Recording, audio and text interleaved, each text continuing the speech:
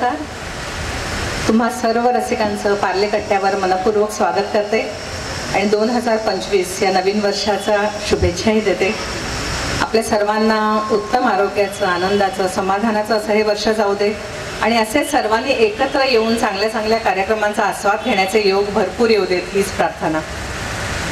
म्हणता म्हणता आपल्या कट्ट्याला 91वा कट्टा आहे. यावेळेला कट्टा क्रमांक 91. शतक महोत्सवी कट्ट्याकडे आपली वाटचाल सुरू आहे. हे आपल्याला केवळ शक्य झाले ते तुमच्या इतक्या छान प्रतिसादामुळे. आम्ही सुरुवात केल्यापासून आता 2007 मध्ये सुरुवात झाली, तेव्हापासून इतके चांगले चांगले कार्यक्रम आपण देऊ शकलो होतो केवळ तुमच्या पाठिंब्यामुळे. तुमच्यापैकी अनेकांनी आम्हाला आर्थिक मदतही केली वेळोवेळी. त्याचमुळे कार्यक्रमाचा चांगला दर्जा आणि सातत्य हे टिकवणं शक्य झालं. आपल्याला आशालता घैसास ट्रस्ट, सावली चॅरिटेबल ट्रस्ट यांच्याकडून देखील अर्थसहाय्य वेळोवेळी मिळत गेलं. आपली ही सगळी आसन व्यवस्था, ध्वनी व्यवस्था अनेक वर्षांपासून वैभव डेकोरेटर्स ते तेजस पवार करत आहेत. आपल्याला सगळं व्हिडिओ शूटिंग होतं ते फोटो फोकसचे संजय सावंत यांची आपल्याला साथ आहे. त्यामुळे आपले सगळे कार्यक्रम यूट्यूबवर देखील टाकले जातात. म्हणजे काही कारणाने कोणाचे कार्यक्रम चुकले तर तिकडे त्यांना बघता येतं किंवा पुनःप्रत्ययाचा आनंद घेता येतो. अनेक क्षेत्रातल्या मान्यवरांना आपण इकडे बोलवतो, वेगवेगळ्या विषयातले तज्ज्ञ येतात. यावेळेला आपण निवड केली आहे ती साहित्य क्षेत्रातली आणि या आपल्या पाहुण्या आहेत आपल्या सर्वांच्या आवडत्या ज्येष्ठ साहित्यिका मंगलाताई गोडबोले. सर्वांनी टाळ्यांच्या गजरात त्यांचं स्वागत करूया. साहित्य क्षेत्रातली अनेक मोठी माणसे आपल्याकडे येऊन गेलेली आहेत. अनिल अवसट, अरुणा ढेरे, रत्नाकर मतकरी, प्रवीण दवणे आणि या सर्वांच्या मांद्या आहेत. आज आपल्या आवडत्या लेखिका मंगलाताई गोडबोले यांचं नाव जोडलं जातं, याचा खूप आनंद आहे आम्हाला. मंगलाताई, आपल्या कट्ट्याच्या प्रथेप्रमाणे आपण चाफ्याची परडी देऊन मंगलाताईंचं स्वागत करूया. मी आपल्या कट्ट्याच्या संचालिका महाजनबाईंना विनंती करते की त्यांनी मंगलाताईंचं स्वागत करावं.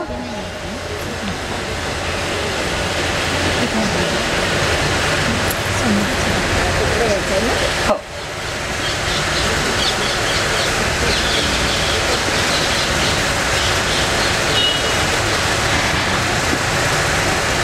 सोनचाफ्याची परडी देऊन आपल्या एक प्रेमाची खूण म्हणून आपण देऊया मंगलाताईंना.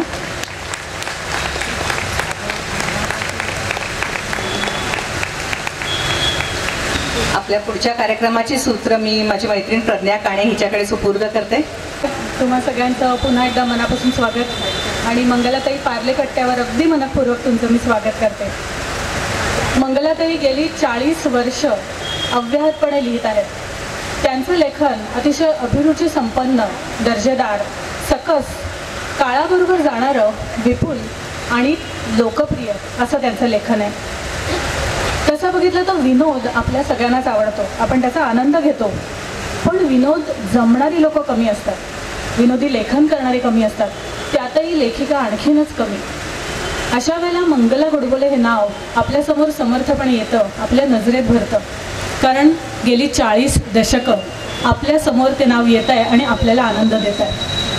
आपल्या सगळ्यांना मंगलाताई म्हटलं की पटकन आठवतं त्यांचं झुळूक हे सदर. खरं तर त्यांचं झुळूक हे सदर त्यांच्या लेखनाच्या प्रवासातलं अगदी सुरुवातीच्या काळातलं आहे. पण आजही ते आपल्याला तितकंच भावतं.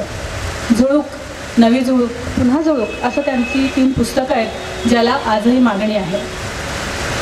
आपण मंगलाताईंचा विनोद जर का बघितला, त्यांचा विनोदाचा बाज जर का बघितला तर अगदी खुमासदार, प्रसन्न, अगदी आनंदाचा शिडकावा करणारा असं ते लेखन आहे. प्रसंगी आजूबाजूच्या परिस्थितीतला जी काही परिस्थिती आहे त्याच्यावर ते भाष्य करतं किंवा उपहासात्मक कधी कधी लिहिलेलं असतं. पण या सगळ्यामध्ये एक प्रसन्नता कायम आपल्याला दिसते.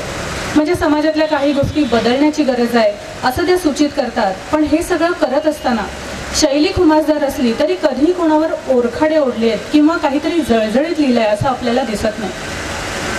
त्यांचं विनोदी लेखन आपल्याला माहितीच आहे, पण विनोदी लेखिका एवढीच त्यांची ओळख नाही आहे. कारण त्यांचं लेखन विविधांगी आहे. त्यांनी खूप प्रकारचं, वेगवेगळ्या प्रकारचं लेखन केलं आहे, ज्याच्यामध्ये माहितीपर लेखन आहे, ललित लेखन आहे. जशा विनोदी कथा आहेत तशा गंभीर स्वरूपाच्याही खूप कथा आहेत. चरित्रपर लेखनसुद्धा त्यांनी विपुल प्रमाणामध्ये केलेलं आहे. त्यांची जी माहितीपर पुस्तकं आहेत त्यांचे विषय तुम्ही बघाल तर अगदी थक्क व्हाल. म्हणजे आपल्या डोक्यातली त्यांची जी एक कल्पना आहे त्यापेक्षा सर्वस्वी वेगळं असं हे लेखन आहे. काही नमुने सांगायचे झाले तर दत्तक घेण्यापूर्वी किंवा वयात येताना त्यांचं हे पुस्तक तर खूपच गाजलं, किंवा सती ते सरोगसी अशा त्यांच्या एका पुस्तकाचा विषय आहे. चरित्र लेखनाबद्दल बोलायचं झालं तर पुलं आणि सुनीताबाई यांच्यावर त्यांनी खूप मोठ्या प्रमाणावर लिहिलं आहे. म्हणजे अमृतसिद्धी नावाचा जो त्याला ग्रंथच म्हणायला हवं, 2 खंडामधला तो ग्रंथ आहे आणि सह देशपांडे यांच्याबरोबर त्यांनी त्याचं लेखन केलेलं आहे. पुलंच्या जन्मशताब्दीच्या वेळेला त्यांनी पुलं चांदणे स्मरणाचे असं एक नितांत सुंदर असा ग्रंथ लिहिलेला आहे, पुस्तक लिहिलेलं आहे. आणि पुलंसारख्या अवघ्या महाराष्ट्राचं दैवत असलेल्या लाडकं व्यक्तिमत्वाचं समग्र जीवन, त्यांची वाटचाल, त्यांचं लेखन या सगळ्यावर लिहायचं म्हणजे खरं तर खूप मोठं धाडस आहे. आणि पुलंचा काय म्हणूया भक्त असलेला माणूसच हे करू शकतो. पण त्यामध्ये सुद्धा त्यांना ज्या काही गोष्टी जाणवल्या त्या त्यांनी स्पष्टपणे मांडलेल्या देखील आहेत.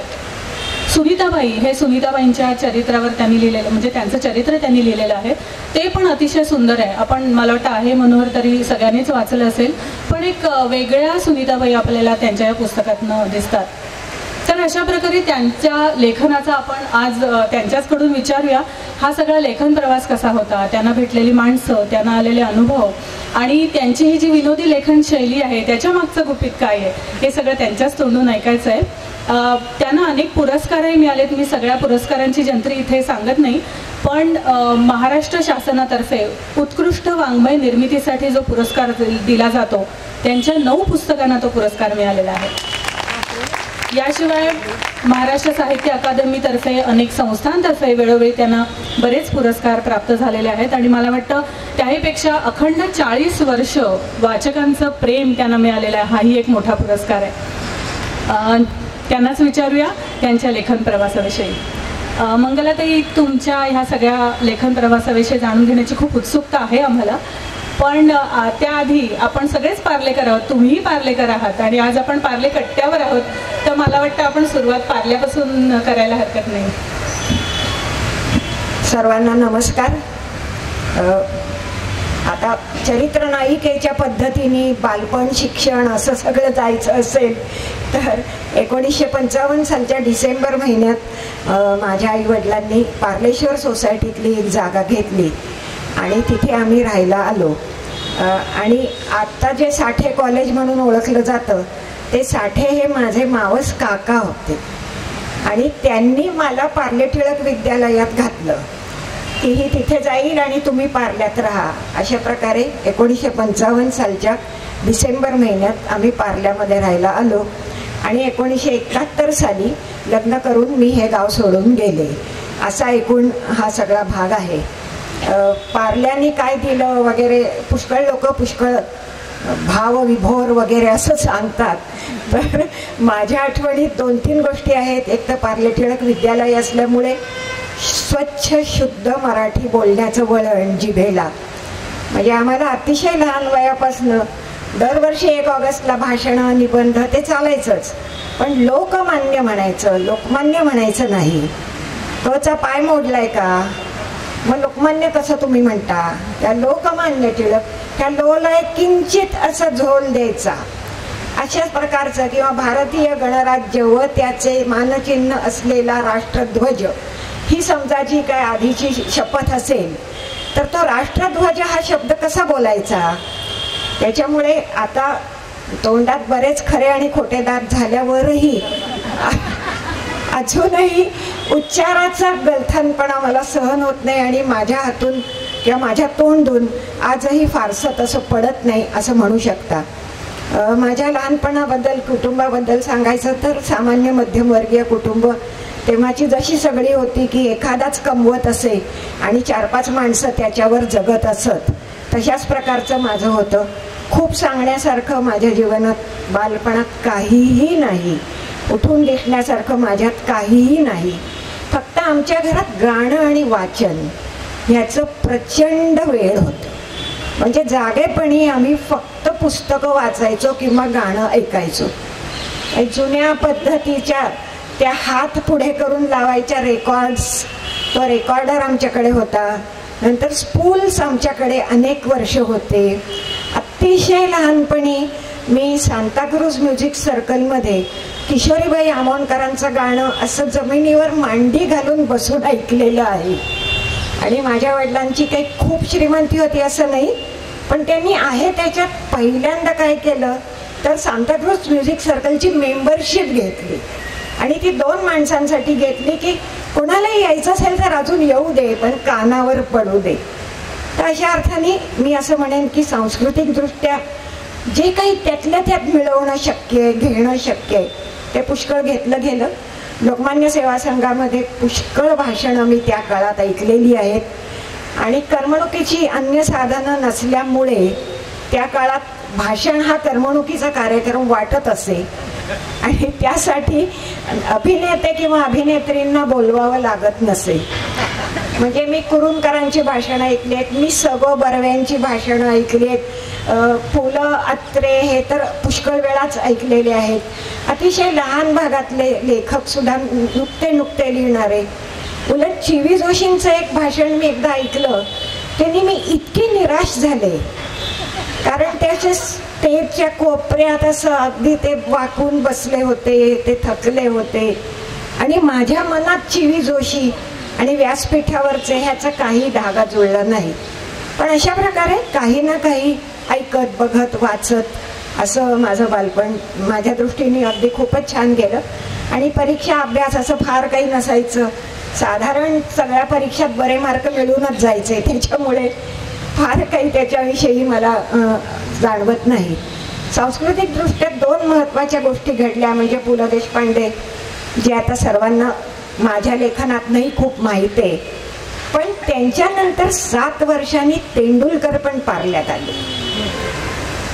म्हणजे मला अगदी डिस्टिंक्टली आठवत आहे की 26 जानेवारी 57ला तुझं पाशीचा पहिला प्रयोग मुंबई मराठी साहित्य संघात झाला होता. त्याला मी काही गेले नव्हते, मला ते कळलंही नसतं. पण 59 साली मी तिथेच तुझं पाशीचा प्रयोग पाहिला. आणि मला इतकं ते सगळं असं की तोपर्यंत मला असं वाटायचं की नाटकाची भाषा म्हणजे नाटकी भाषा असते, तर ती अजिबातच नव्हती. श्याम गीता वगैरे आत्ता आम्ही बोलतोय तसं बोलत होते आणि तरी ते छान वाटतंय. म्हणजे नाटकाचं रंगभूमीचं एक वेगळं रूप. आणि मग शांतता कोड चालू आहे, नाटककाराच्या शोधात 6 पात्रे, 66, 67, 71 अशा सालात ह्या गोष्टी. तेव्हा मला नेहमी असं वाटतं की एकीकडे अतिशय गुलाबी चष्म्यातनं जगाकडे बघायला कोणीतरी सांगतोय आणि दुसरीकडे एक जण सारखा बघताय बाबांनो पण विश्वास ठेवू नका, सत्य वेगळं असेल असं सांगतोय. असे 2 अतिशय कॉन्ट्रॅडिक्टरी इन्फ्लुएन्सेस त्या वाढीच्या वयात माझ्या मनावर झाले. आणि त्याच्यामुळे शेवटी आपली नजर सांगेल ते खरं, कोणी काही म्हणो अशासारखी एक दृष्टी म्हणा, काय विचार म्हणा, हळूहळू माझ्यामध्ये आला असू शकेल. मंगलाताई, तुम्ही किती म्हणालात की माझ्या बालपणात विशेष किंवा सांगण्यासारखं असं काहीही नव्हतं, असं जरी तुम्ही म्हणालात तरी आत्ता तुम्ही जे सांगितलं ते निव्वळ अद्भुत आहे. म्हणजे आजच्या संदर्भात बघितलं तर ह्या सगळ्या गोष्टी हाच तर त्या एखाद्या व्यक्तिमत्व घडवण्यामध्ये किंवा ज्याला आपण संस्कार म्हणतो लहानपणीचे, त्यामध्ये खूप मोठा प्रभाव असण्याचा तो घटक आहे म्हणजे महत्त्वाचा. आणि आजच्या पिढीचं जर बघायचं झालं तर त्यांना ह्या गोष्टी कल्पनेच्या पलीकडच्या आहेत त्यामुळे मला वाटतं ह्या सगळ्याचा निश्चित परिणाम तर व्यक्तिमत्वावर किंवा सगळ्या एकूणच संवेदनशीलतेवर नक्की झालेला असणार. अशा वेळेला तुम्ही पार्ले टिळकच्या विद्यार्थिनी, तुम्ही जसं आता उल्लेख केलात लोकमान्य सेवा संघामध्ये अनेक कार्यक्रम तुम्ही ऐकत होतात आणि असंच जग असतं असं काहीशी आपली कल्पना तेव्हा होते, जसं आपलं बालपण असतं की असंच समृद्ध असतं, असेच कार्यक्रम आपल्याला सहजतेने ऐकता येतात, सभा संमेलनं, व्याख्यानं याची सगळ्याची रेलचेल असते आणि एक सांस्कृतिकदृष्ट्या तरी समृद्ध असं सगळं जग असतं अशी आपली कल्पना असते. पण त्यानंतरचा तुमचा प्रवास एकदम कराडला झाला, म्हणजे लग्न होऊन तुम्ही जे गेलात ते अगदीच म्हणजे दुसऱ्या टोकाचं जग बहुधा असावं, तर त्या कराडच्या दिवसांविषयी आम्हाला सांगाल का? पहिली गोष्ट म्हणजे माझ्या पिढीत मुली लग्न करत नसत, त्यांची लग्न होत असत. आणि मग लग्न झाल्यावर जे जे सामोरं जाईल त्याला आपल्या आपल्या परीने चांगल्यात चांगलं कसं तोंड देता येईल ह्याचा विचार मुली करत असत. मी एका विनोदी लेखात एकदा लिहिलं होतं, त्याला खूप लोक नंतर रागवले माझ्यावर. तर मी असं लिहिलं होतं की आमच्या काळामध्ये 8व्या वर्षी गोवर व्हायचं आणि 21व्या वर्षी लग्न व्हायचं. तर त्याला खूप लोकांनी तीव्र नाराजी दर्शवली होती की गोवर आणि लग्न हे काही एका प्रकारचं वाटतं का तुला वगैरे. तर त्याच्यामुळे असं घडलं की मी कराड ह्या गावामध्ये राहायला गेले, कारण माझ्या नवऱ्याची तिथे नोकरी होती. तोपर्यंत माझं MA पर्यंत शिक्षण झालेलं होतं आणि त्याच वर्षी मी ज्या दिवशी MA झाले त्याच दिवशी आमच्या पार्ले टिळक विद्यालयातच महिला महाविद्यालय असं एक SNDTची शाखा निघत होती आणि प्राचार्य सबनीस म्हणून तिथे होते, जे विष्णुप्रसाद सोसायटीमध्ये राहत असत. तर त्या वर्षी त्या परीक्षेत मी पहिली आल्याने वर्तमानपत्रात माझं नाव होतं, म्हणून त्यांनी घरी पिऊनला पाठवला की तिला विचार नोकरी करायची आहे का. इतकं ते घरगुती आणि इतकं प्राथमिक होतं ते सगळं. आणि मग मी त्यांच्याकडे काही महिने काम केलं वगैरे. पण हे खरं होतं की सांस्कृतिकदृष्ट्या किती आयाम जगण्याला आहेत हे दिसत होतं सारखं, आणि ह्यातलं आपण काही करू शकू का वगैरे. खूप लहानपणी मला आयुष्यभर फक्त लायब्ररियन व्हायचं होतं आणि त्यातला एकही चांगलं पुस्तक कोणालाही द्यायचं नाही आणि ते मीच वाचणार आहे. पण अशाला मला कोणी नोकरी दिली नसती हे त्यावेळी मला कळत नव्हतं. या सगळ्या पार्श्वभूमीवर मी जेव्हा कराडला गेले तेव्हा कराड हे भूकंपाच्या आघातातनं बाहेर येत होतं, कारण भूकंपाची घटना आपल्याला कोयनेच्या वाचनात आधीच असणार आहे. तर लहान गाव होतं, हा सगळा माध्यमपूर्व काळ होता. टेलिव्हिजन सुद्धा 72 साली ऑक्टोबरमध्ये आला. त्याच्यामुळे मला नेहमी वाटतं की इंडिया, भारत आणि मी हा विचार जो शरदरावांनी सांगितला तो मी जगले आहे, आणि तो मी अशा वयात जगले की जेव्हा माणसाच्या प्रतिक्रिया तीव्र असतात. वयाने काही नाही तरी आपल्या प्रतिक्रिया थंडावत जातात की हा असं होणारच, हे चालायचंच. पण त्या वयात तसं वाटत नसतं 22-23व्या वर्षी. आणि त्या काळात मी कराडला राहायला गेले आणि मग मला खूप माझ्या कल्पना तपासून पाहायला पाहिजेत असं वारंवार वाटायला लागलं की मग बाईने आयुष्यात काय करणं अपेक्षित आहे किंवा आपल्याला काय काय करता येईल, सरासरी बायका कशा जगतायत, यार अर्थकारण काय आहे ह्या सगळ्या जगाचं. म्हणजे मी एखाद्या परग्रहावर गेल्यासारखं हे सांगते असं आपल्याला वाटेल, पण खरोखरच सांगते की त्या काळात पुणे, मुंबई आणि तिथे खूप सांस्कृतिक दरी होती. आमच्याकडे फोन नव्हते, आमच्याकडे वाहनं नव्हती, आमच्या आसपास शिकलेल्या बायका नव्हत्या. आणि मी काय काय किडूक मिडूक लिहायचे. मी साधारण 73 सालापासून थोडंसं काहीतरी लिहायचे आणि मी ते मासिकांकडे पाठवायचे. तेव्हा महिलांच्या मासिकांचा खूप जोर होता. अनुराधा, वसुधा, माहेर वगैरे महिलांची मासिकं, कुटुंब मासिकं. तर मी जिथे राहत होते त्या वाड्यात आम्हा 4-5 कुटुंबात एकच बाई भांडी घासणारी वगैरे असं असायचं. तर ती सगळीकडे सांगायची की गोडबोल्यांची बायको सारखी जमा खर्च लिहिते. मला हसावं का रडावं कळायचं नाही, कारण माझ्या खात्यावर जमा काहीच नव्हती. खर्च करायला असलं पाहिजे ना काहीतरी, तर काहीच नव्हतं माझ्या खात्यावर. पण एखादी संसारी बाई स्वयंपाक केल्यावरती किंवा टेबलावरची ती पानं उचलल्यावर ही पानं ठेवू शकते हा विचारही तेव्हा कोणाला सुचत नव्हता. असा एकूण तो काळ होता. त्यात मला मुख्यत्वे हे फार असं जाणवत राहिलं की माणसांना छोट्या सामान्य दैनंदिन गोष्टी, स्वतःच्या शरीराविषयी, स्वतःच्या अर्थकारणाविषयी अजिबात माहिती नाहीत आणि माहीत करून घ्यायची उत्सुकता नाही. उत्सुकता नसणं हे मला आणखी गंभीर वाटतं.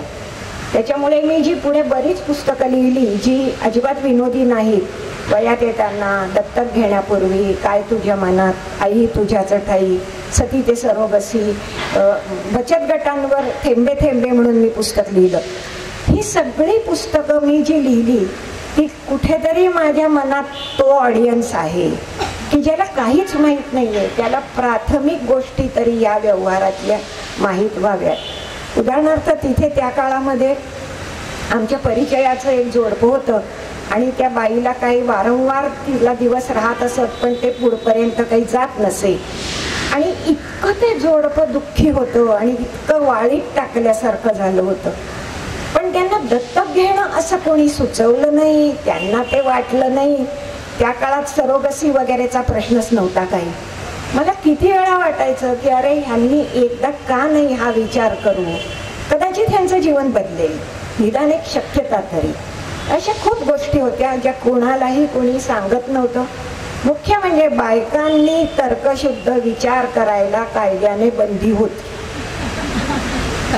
बायकांनी भोंगळ कसंही बोलावं, देवाधर्माचं बोलावं, पण तिने जर इतके वेळा तुझे जर काही कारणाने तुझी गर्भावस्था पुढपर्यंत जात नाही तर तुझ्या शरीराचा तो प्रश्न असेल, त्याच्यावर डोकं फोडून काही होणार नाही असं कोणीतरी तिला का नाही सांगायचं.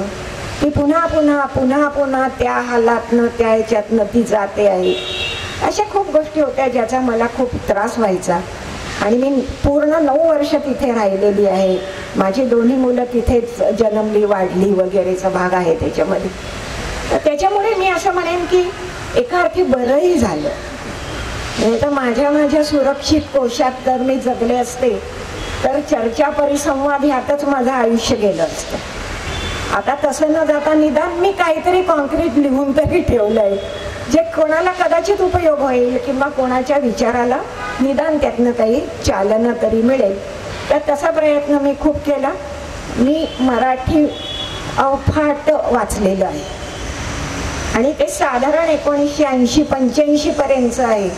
त्याला काही निवड नव्हती. ग्रामीण काय, शहरी काय, नाटक काय, गद्य काय, समोर येईल ते वाचून काढायचं. अशा प्रकारे मी खूप वाचलेलं आहे. आता त्याच्या पाव सुद्धा मी वाचू शकत नाही. पण त्याच्यामुळे हा एक फायदा मला नेहमी वाटतो की प्रत्येक विषयाकडे बघण्याचे 100 दृष्टिकोन असतात आणि त्याच्या तर्कसंगतीत ते योग्यही असतात. असं नाही की त्याला खोडून काढला पाहिजे. त्यामुळे पुढे मला ही फार सवय लागली. अलीकडेच एका स्नेह्यांनी माझ्याविषयी असं म्हटलं की माझ्या एका लेखाचं नाव दुसरी बाजू असं आहे. तर त्यांनी असं म्हटलं की हो तुमच्या संपूर्ण रायटिंग करिअरला दुसरी बाजू असं नाव द्यायला पाहिजे, कारण तुम्ही प्रत्येक विषयाची वेगळी बाजू काहीतरी सांगत गेलात. तर ही चालना मला तिथे मिळाली असेल अशी शक्यता वाटते. आपल्याकडे एक म्हटलं जातं लेखक दिसतो कसा आननी, अशी आपली एक उत्सुकता असते. म्हणजे आपण त्याचं लेखन वाचत असतो किंवा वेगवेगळ्या माध्यमातून त्याचा आस्वाद घेत असतो. म्हणजे हल्ली त्याच लेखनावर चित्रपट बनतात, सिरियल बनतात, तेही आपण वाचत असतो, ऐकत असतो. पण तरी देखील लेखकाला प्रत्यक्ष भेटण्याची, तो कसा दिसतो, कसा बोलतो, ह्याची एक उत्सुकता असते. मंगलाताईंचं लेखन वाचताना आणि आता त्यांच्याशी प्रत्यक्ष संवाद साधताना देखील माझ्या मनात हे कुठेतरी चालू आहे की ह्यांची घडण कशी होत असेल. ज्या घटना आपल्याला दिसतात त्याच घटना त्यांनाही दिसतात, पण त्यातून त्या कथा निर्माण करू शकतात, त्यातून त्या आपल्याला हसवू शकतात. जी गोष्ट तुम्ही आणि मी बघितली आहे, जी व्यक्तिचित्र तुम्ही आणि मी अनुभवली आहेत, तीच त्यांनाही दिसतात, पण त्या मात्र काहीतरी एक वेगळं जग निर्माण करतात. आत्ता त्यांनी जे कराडच्या त्यांच्या आयुष्याबद्दल सांगितलं तेव्हा मला एक थोडंसं त्याचं उत्तर मिळाल्यासारखं वाटतंय की जे काही अवतीभोवती आहे त्यातून त्या सतत काहीतरी टिपत असतात आणि जे संवेदनशील मन ह्या लोकांचं असतं त्यामुळे त्यांना ते शक्य होतं. कारण तसं म्हटलं तर आधीची त्यांची पार्ल्याची पार्श्वभूमी आणि मग कराडची पार्श्वभूमी याच्यामध्ये जमीन आसमानाचं अंतर आहे. एखादीनी रडत खडत ती 9 वर्ष काढू शकली असते ती की हे काय माझ्या आयुष्यात आलं असं म्हणून, पण तसं न होता जे काही आजूबाजूला घडत होतं ते त्या उत्तम प्रकारे टिपत होत्या आणि त्याचंच पुढे लेखनात रूपांतर झालं. मंगलाताई, त्यानंतरचा तुमचा प्रवास मग पुण्याकडे झाला आणि तुम्ही तो निर्णय मला वाटतं जाणीवपूर्वक घेतला होता, तर त्याविषयी सांगाल का?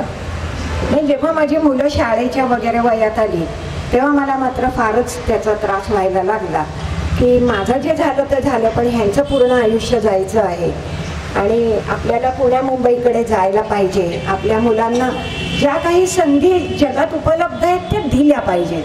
ते घेतील किती, वापरतील किती हे मला माहीत नाही, पण त्यांना उरलेलं आयुष्य तिथेच काढायला लावण्याचा मला काहीही अधिकार नाही.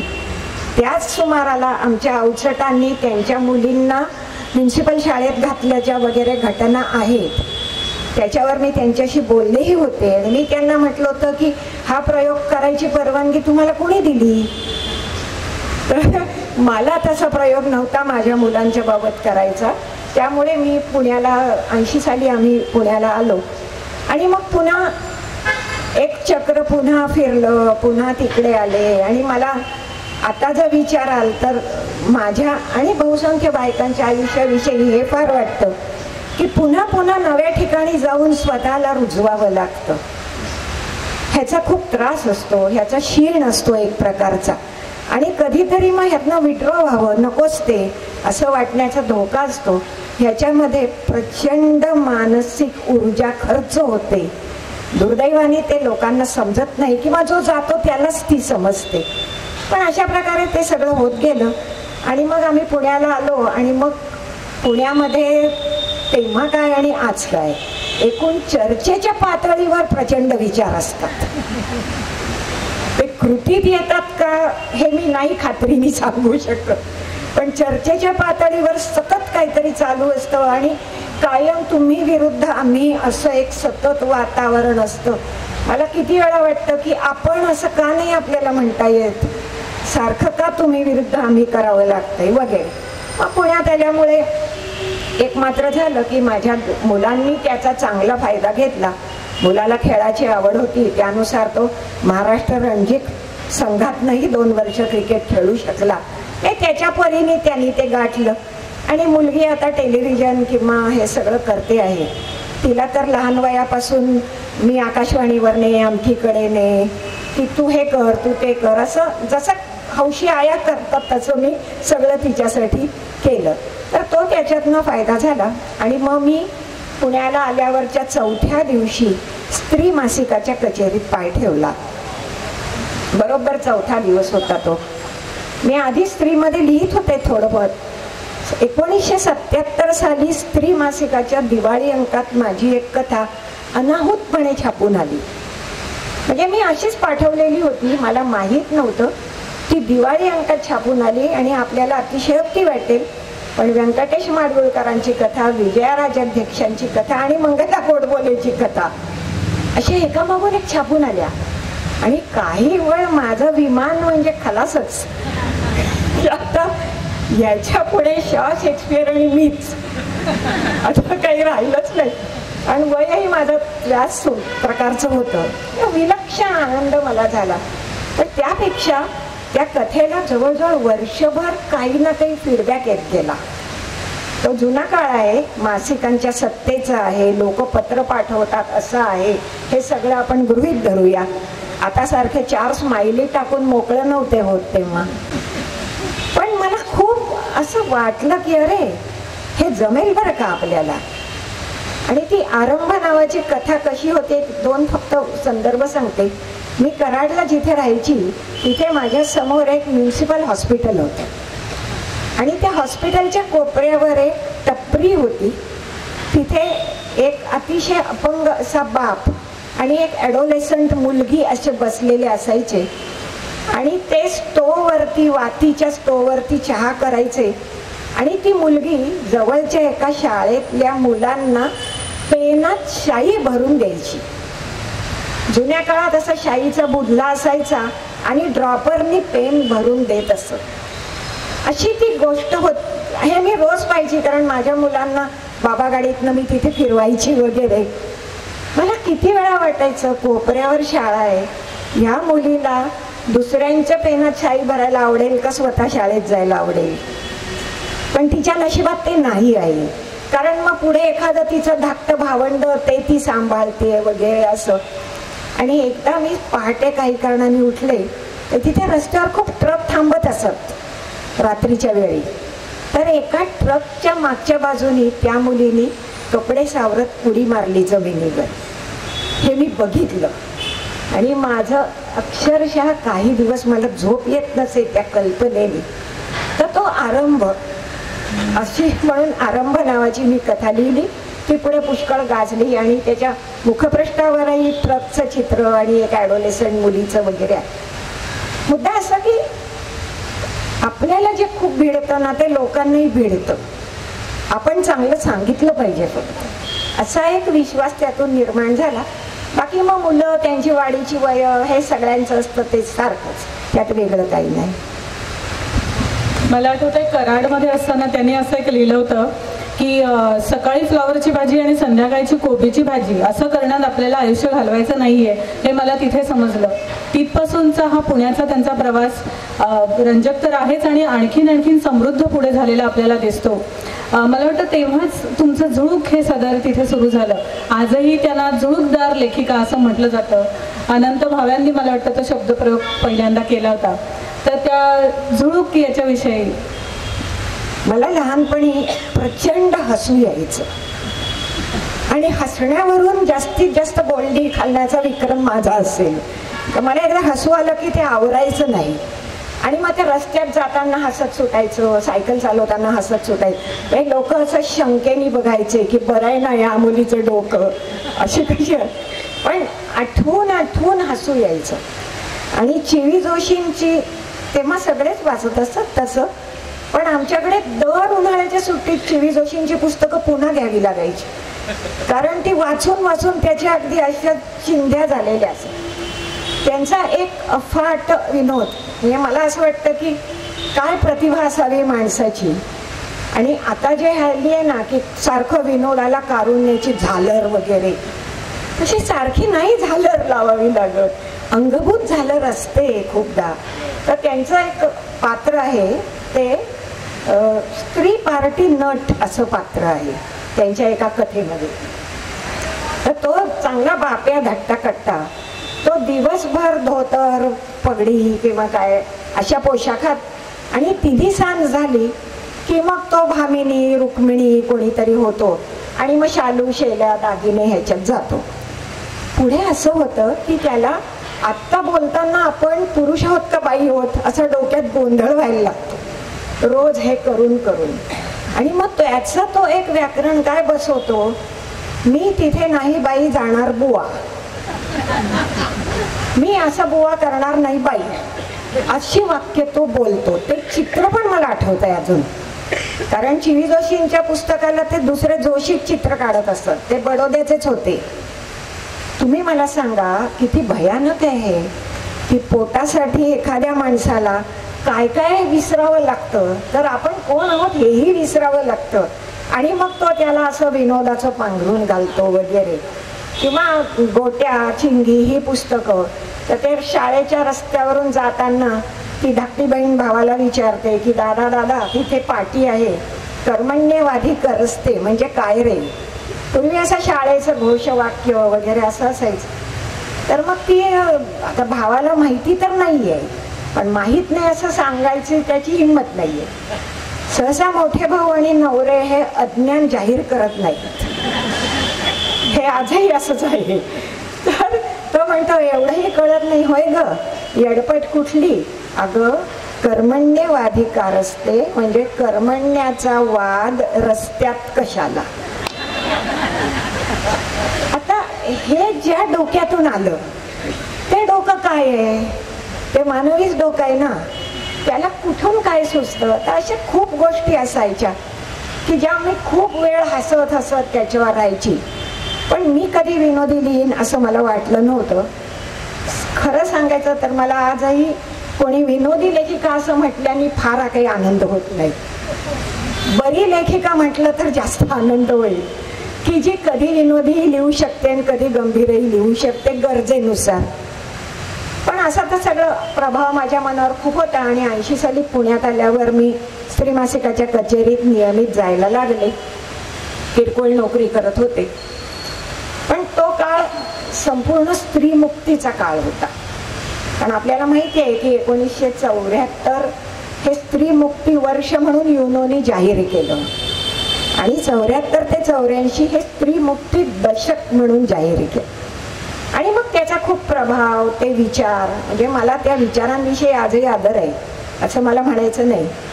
पण ते विचार कोण कसे घेत आहे. लहान मुलाला नव्या खेळण्याचं आकर्षण वाटतं तसं ते आकर्षण आहे का फक्त, त्याचा परिणामापर्यंत आपण पोचलोय का. आता पोस्ट फेमिनिझम वगैरे खूप आलंय, तर तेव्हा ते नव्हतं. तर असं ते सगळं कानावर पडत होतं, दिसत होतं. दुसऱ्या बाजूला मी माझ्या लहानपणी पाहिलेल्या बायका, चातुर्मासाचं प्लॅनिंग वर्षभर करणाऱ्या बायका, पाटल्या मोडून बांगड्या कर, बांगड्या मोडून तोडे कर, ह्यात रमलेल्या बायका, ह्याही मी बघितलेल्या होत्या. त्या काही सगळ्या निर्बुद्ध नव्हत्या, त्यांच्यातही शहाण्या होत्या, वाचणाऱ्या होत्या. काय जीवन आहे हे, ते काय आहे, हे काय आहे, असे खूप विचार मनात यायला लागले. आणि खूपदा असं वाटायला लागलं की ठीक आहे, बंधनं आहेत, तरी पण बाईच्या संसार करण्यात काहीतरी मजेच्या जागा नक्की आहेत. नाहीतर केला नसता ना बायकांनी. 40-40, 50-50 वर्ष, माझ्या लग्नाचं 53वं वर्ष आहे आता, तर केला नसतं ना लोकांनी. काहीतरी असेल ना त्याच्यात आनंद, ते आपण बघावं असं वाटायचं. पण म्हणून मी लिहायला लागले असं नाही. मी झुळूक हे सदर सर्वस्वी विद्याताई बाळ यांच्यामुळे लिहिलं, सर्वस्वी त्यांच्यामुळे लिहिलं. काय झालं की 1981-82 मध्ये स्त्री मासिकात स्त्री मुक्तीचा प्रचार अंमळ जास्तच व्हायला लागला. आणि मग ते रंजक मासिक असं न राहता, म्हणजे आमच्याकडे वाचकांची पत्र आली की अहो तुम्ही माहिती पत्र केलं असतं तर एक वेळ चाललं असतं, तुम्ही मुखपत्र करताय, तुम्ही स्त्री मुक्तीचं मुखपत्र करू नका असं म्हणणारी पत्र यायला लागली. तेव्हा मग असा विचार सुरू झाला की ह्याला काउंटर काय करता येईल, काहीतरी मजेचं कोणी लिहिल का. प्रश्न असा होता की तेव्हाचे जे लोकप्रिय विनोदकार होते त्यांना जर लिहायला सांगितलं असतं तर त्यांना पुन्हा पुन्हा ती लठ्ठ मठ्ठ निर्बुद्ध बाई, जिला जगातलं काही कळत नाहीये अशी बाई, जी नवऱ्याला अडचणीत आणते अशी बाई, तिचंच लिहिणार ते. मग कोणीतरी बाईने लिहू दे का, त्यांना काउंटर करायला नाही. पण असं सर्वस्वी सर्व विनोदाचं कारण व्हायची काही बाईला गरज नाही ना. चांगलं शिकवलं तर शिकलेल्या अगणित बायका जगात तेव्हाही होत्या, आजही आहेत. त्यातून मग विद्याताई बाळ मला सारख्या म्हणायला लागल्या की तू लिही ना गं. तेव्हा मी खूप असे काय काय गमती सांगायची. तेव्हा माझं ते वय असं होतं, मुलं लहान होती. एका टप्प्यावर मुलं सारखे विनोद असे आयात करत असतात शाळेतनं बाहेरनं, आणि त्यांना ते विनोद रंगून सांगायचे, पुन्हा पुन्हा सांगायचे. खूप हौस असते काय. ते सगळं मी ऐकत होते, मी बघत होते. म्हणजे मला आठवते की माझ्या मुलीची एक मैत्रीण, तिचं नाव अक्षरा. एका 6माही परीक्षेनंतर ती माझी मुलगी अगदी हातपाय आपटत आपटत घरी आली. म्हटलं काय ग, काय झालं. ह्याला काय अर्थ आहे आई. म्हटलं कशाला. अक्षराला 5 मार्क राखून ठेवलेत.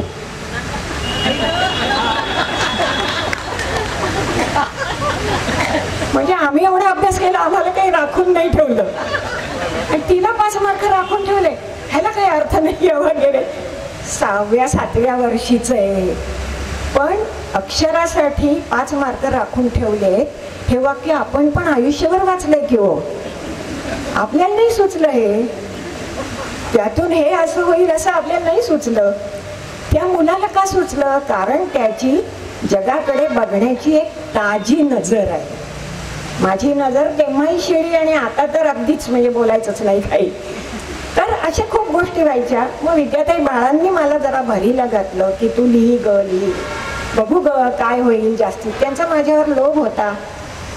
आता सांगायला हरकत नाही की माझी काय तगमग आहे ते त्यांना समजत होतं.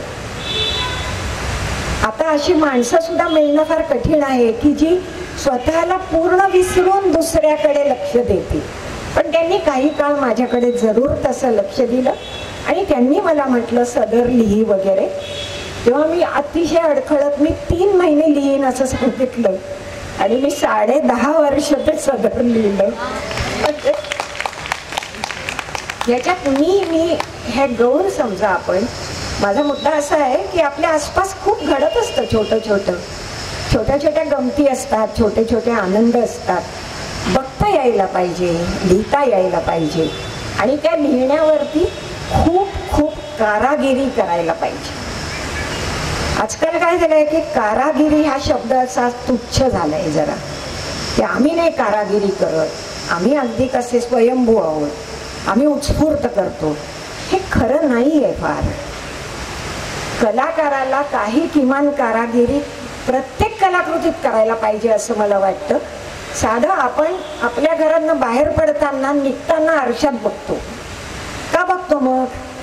आहे त्यातल्या त्यात काहीतरी ठाकठीक करून जायचा आपला विचार आहे की नाही. मग आपली कलाकृती लोकांसमोर ठेवताना ती जरा आपल्या बाजूनी जास्तीत जास्त नीट केली तर काय बिघडलं त्याच्यात. तर अशा प्रकारे ते सदर त्यावेळी सुरू झालं. तेव्हा कल्पना नव्हती की त्याचं इतपत काय होईल. किंवा एक फक्त मला एक नक्की आहे की मला आपल्याला कितपत जमणार आहे हे नक्की कळतं, आजही कळतं. त्यामुळे मी कुठल्याही भ्रमात नसते. म्हणून मी विद्याताईंना सांगितलं होतं की हे बघा, मी ते गालातल्या गालात, ओठातल्या ओठात, खो खो वगैरे असलं शीर्षक काही ठेवणार नाही. मला असली शीर्षक आवडत नाही.